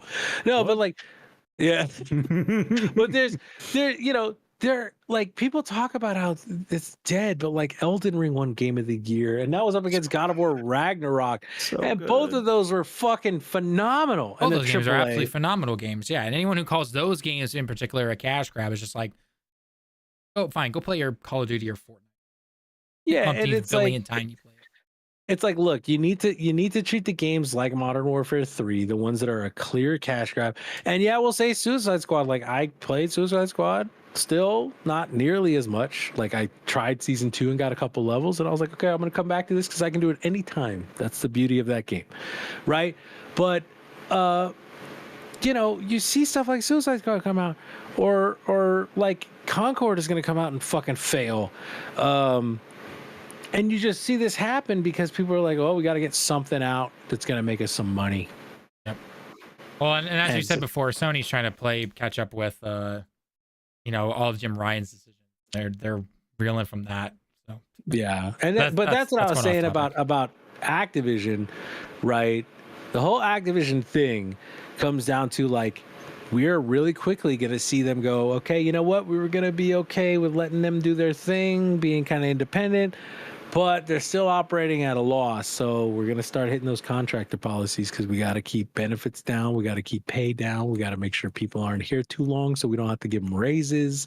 You know, that's going to affect some stuff going forward. I can guarantee that right now. And that's what I'm saying. And then we're going to see a decline in Call of Duty and the quality of that, just like happened with Halo and has happened, I mean, with Gears as well, right? Like, guys, like people aren't too thrilled with the last few. Well, Gears 5 was good, right, Lemon? Yeah, I thought 4 and 5 were pretty solid. 5 was, I think, better than 4. But I think I mean, compared to the rest of the Microsoft stable, I think Gears is doing great. But like we look at Forza, Forza's doing fantastic. Yeah, Forza's another good one. I feel like Gears, while it may be good, Gears is another, you know, franchise with the gravitas. Like it doesn't carry that weight like it used to. No, right? It definitely doesn't. No, it like doesn't, Halo, like, and again, it's coming back to, you know, they were like, oh, people were crying when they saw, you know, Marcus and Dom in that last trailer, right? Like grown men were crying, and I'm like, well, yeah, it's dudes in their 30s, right? You know, and that's cool, but like, you guys got to make something fresh, and you got to trust people to like your shit, but you also have to trust your developers to make something good and pay them for good work. You know, pay developers for good work. That is depressing, Talon. Just pay them for good work. Pay them so they feel secure in their jobs, right? And that's the Nintendo philosophy. Nintendo's philosophy has always been, hey, like, we're going to nurture the talent we have here. We're going to keep people on. We're going to make them feel very secure with their jobs, make sure they're happy with what they're doing, and they feel like their creativity can be nurtured and fostered. Wasn't there an article recently about a comment from one of the higher ups in Nintendo was like, look, majority of us, we're in our 60s now. We're close to retirements. Like, it's going to be the new generation on Switch 2 that's going to be making all this stuff. And guess what? They've been nurturing that talent during the Wii, the Wii U, and the Switch era. Say what you will about the Wii U. We all know what happened with it, but especially during the Switch era and all of that talent that they've been nurturing, guess what? They can simply take over right after all these guys, you know, start to retire and everything. And it cracks me up because people always try, like Sony fanboys and Xbox fanboys, both are like, can't even take them serious. It's like, dude, you know how many copies of fucking Princess Peach Showtime probably sold? Like, there's a reason Nintendo keeps their games at full price most of the time, because they can keep doing it. Guess what? People are still going to buy it. Yeah, like that's the thing. Like Ubisoft, right? We talked about Outlaws last week, and we were like, Talon's like, I'm doing the sub service because I'm trying to make the content, and I was like, I will wait for a deep fucking sale, cause not looking too hot, right? But Nope. you look at Nintendo. What do they have? Some like a 92% retention rate for employees. They are fostering the culture of Nintendo. Like they're not trying to be like, hey, let's just see how much fucking money we can make. They've spent a lot of time, like Talon said, we're building up in the Wii U, and Switch era to this new generation that's gonna take over because Miyamoto ain't a fucking spring chicken anymore. No. You know, that guy's like 71, right? Something like that. Something like that. Yeah. By the way, Yeah, speaking of Princess Peach, it sold 1.2 million copies as Okay, of, so as of what- May 2024. So 1.2 million copies of a game that was clearly marketed towards women or girls. And that's what it came out in May. That's March. in May Came out in Oh, came March. out in March. This is 2 So months that's into 2 it months. being out. of a game that everyone was like, that game's just gonna bomb. My wife bought it. She played it a lot. She liked it. And dude, and that's like my ex told me, she's like, I'm gonna buy that game. Like, I don't know if she did, but she was like, that looks so cute. And I was like, yeah. And everyone always brought up what was it, the last Nintendo Direct about the Donkey Kong Country Returns and everything, right? Yep. I'm like, Yep. you guys are complaining about it being full price. Guess what? It's still going to sell well. It's just going to. It's just like I bought Skyward Sword. You know, it's like another game that keeps getting we at least two of us bought Metroid Prime Remastered. Right? I bought it. So good. I bought it. Such a great game. Yeah, I bought it. You buy it, Lemon? Oh yeah. Yeah. This is kind of waiting for the physical. I wanted Yeah, that. me too. That I was like, second I see a physical, Heck, I'll get it. take Donkey Kong Tropical Freeze, the one technically the sequel to Returns, but came out on the Switch beforehand. I know, confusing. I love 2.25 how- million units worldwide on the Switch. I love how it looks like it says Astral Transit Lemon has sold over 2.2. I know, right? I know, because of the Discord overlay and everything. Yeah. Lemon is a hot commodity. But yeah, Daffodil. like the problems with Xbox strategy has really just been, we're trying to, and it's the same thing. Microsoft got lucky with one fucking thing, and then they started buying up everything around it to just keep anyone else from competing. And now they're trying to do that with Xbox. And it's like, cool, you guys are still fucking failing because gaming is a lot different than making enterprise software, you dumb fucks. Like even Metroid Prime Remasters hit over 1 million sales, and that was shadow dropped on a direct. Yeah, right. And it's just like Nintendo fucking pulls. Mario pulls, Zelda pulls. Clearly, Metroid is pulling enough that they went ahead with Prime 4 and they made Dread in the last few years. Dread was when the we hadn't- best-selling Metroid game, and Metroid's, and some people, I think what people need to realize, Metroid's always been a smaller title in Yes, terms it of is a small- it's like the in B- terms of the Zelda B's. and Mario and everything like that. It's the B team, right? Yeah, it Let's be is. real. But guess what? It still sells well, and they make profits on it. Yeah, and then, like, you think this is the thing, is like this money. I'm just gonna does leave talk, this and up. even- I'm gonna leave this up right here for Mario Wonder. Just right here. Yeah. Just leaving That- that up right there for you guys. And I don't know how many PlayStation and Xbox fanboys I saw going like, you can't even take that game seriously. Mario Wonder is one of the best games of last year. And I literally said, like, I clearly know how old these people are if they go, I can't take Mario Wonder seriously. Because, like, I played Mario Wonder and I go, this is the best Mario 2D platformer since Mario World. And Mario World for me is like the holy grail of 2D platformers. That game is so fucking good. It has been out for what, 33 years, 34 years? That game is still the pinnacle, in my opinion, of 2D platformers. I want to put this up right here. So Mario Wonder, right? It released at late 2023, the biggest year of gaming as by everybody, right? As of March, this is March 31st, 2024, right? So it's August now, right? So obviously it's still making it 13.4 million units in less than a year, right? Yep. God of War Ragnarok, which is a game I love. I absolutely love God of War. But it released in it's at 15 million, and that's been out way longer than Mario Wonder. Yes, but you have to understand. Oh, no, actually, no. I was going to say, you have to understand it's a PS5 game, and the PS5 It's on saturation PS4 too. is so much Oh, lower. it's But not. that's It's what I was on going to say is PS4. I forgot it's on PS4. On PS4 So too. yeah, you're right. Yep. Yeah, I'm not surprised because it's like I said, Mario pulls, Zelda pulls, and it's the thing that like when we would talk with you, me, and Lethal Talon, and we would talk about Zelda, and you guys would be like, "Man, I just want an old like linear Zelda," and I said, "They sold fucking 35 million copies of Breath of the Wild, and they sold 20 million copies in a year of Tears of the Kingdom." 20.61 to be precise. for They anyone who would can't see be that right there. fucking morons to not make another Zelda like that. They would be morons. 2.24 million copies within the first 3 days, just in Japan. And now, don't get me wrong. I want the Echoes of Wisdom. That looks so good. Yeah. I'm so That ready looks for fun. that. That looks like a fun Like game. I love a top down, and especially they use the adorable little art style from Link's Awakening remake that I absolutely loved. I was like, man, this is the cutest thing I've ever seen. Because Link's Awakening is like just an adorable game in general, and then you add that little like doll chibi art style, and it's like, oh my god, this is like it's like up there with like Kirby cute. You know what I mean? Mhm. Like, and so them reusing that for a new game where it's a top down that you get to play as Zelda and use her magic powers and shit. Like I was like, fucking A, man, Nintendo.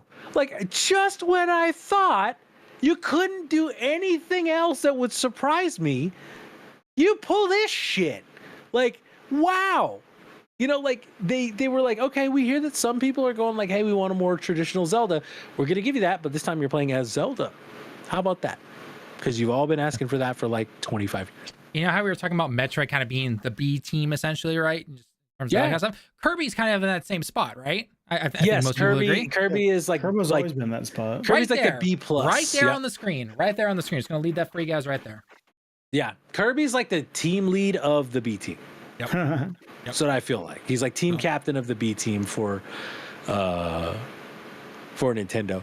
And like, cause Kirby's just, it's so cute. It's just such a cute little character. It's everybody just sees Kirby and falls in love, you know? Oh, I mean, Tal, you gotta pull up numbers, man. Just pull up Mario Kart already. I was about to say, We already know. Guys, like- guys, I'm wasting leading time up is- to it. I'm leading up to it. But Why yeah, waste the time? Just drop the GOAT. It's But the like- game that sells. but like Nintendo and their philosophy of, hey, we're just gonna make fun, good games is clearly the thing that gamers want, right? Like with Xbox and with Sony this gen, like Sony's, I don't know, man. Like I love Sony, but they're And this is fucking why up. we'll never get a Mario Kart 9 or 10. No, we will. Like there's gonna be a Mario Kart 10 or 9 because like they're gonna do Switch 2. And like the reason Mario Kart 8 came out even was because like nobody bought a Wii U. Yeah. You know, like 12 people had a Wii U and I was one of them. 60, there's another 61.97 million units. That's Disgusting. crazy. But yeah, like the Wii U had the Mario Kart 8 originally, and I bought it because at that time I was with a woman and she had kids, so I got it so all four of us could play together on the Wii U, and we loved it. And then but I never bought the DLC or anything. But then it came out on Switch, and I was like, "Oh shit, let me buy that," because it was all DLC, and that was a really great game. And like, so many people didn't realize how great it was. I mean, half the time when you guys are streaming on here, you're streaming that game, you know, like because it's just a fun time. It is. It's a fun time. Yeah. But it's just like this whole thing with Nintendo's approach versus Sony and Microsoft's approach is like Nintendo is just always like, you know, the biggest things that they don't put fidelity as like their top thing, which I think that's the smartest thing they did. It's like GameCube came around and they were like, damn, that PS2 got some good looking stuff. I don't know how we're gonna compete with that. You know what? Fuck it. We're not. You know, they just said, fuck it. Like, we're not going to compete with that. We're not going to try and out graphics them because it's just costing us too much. And I guarantee you that's why you look at Twilight Princess and they didn't really do anything that like graphically intensive again for Zelda, right? Even like Tears of the Kingdom, Breath of the Wild, I would say those like simpler than at least for the time. Check out the #2 best-selling Switch game. Oh yeah, dude, I bought 2 copies of that during the pandemic. Of course, Oh, everybody I don't played that know. game. Yeah, I didn't. I still Wow, found kind of this I'm boring. actually shocked at. Ring Fit Adventure. Woo! Wow. Oh yeah, Yeah, Yep. lot of casuals own Switches, and so Don't you guys remember when everyone called Diamond and Pearl remakes or those remasters terrible games and everything? Yeah, Yep. I'm sure. I love how there's just so much Pokemon on this list. I know, right? Oh god. Luigi Mansion 3, Splatoon 2. Yeah. I Art- doubt the numbers are out right now, but I do Arceus. wonder how that Luigi Mansion 2 HD. I absolutely Mm. love seeing Link's Awakening up there because man, what a I just love that game so much. it real good. Nothing yet. Outside Oh, of the UK charts. slowdowns. Luigi Mansion was #1 and fastest selling. Hey, Wow. back in the beginning of July. Yeah, no, yeah.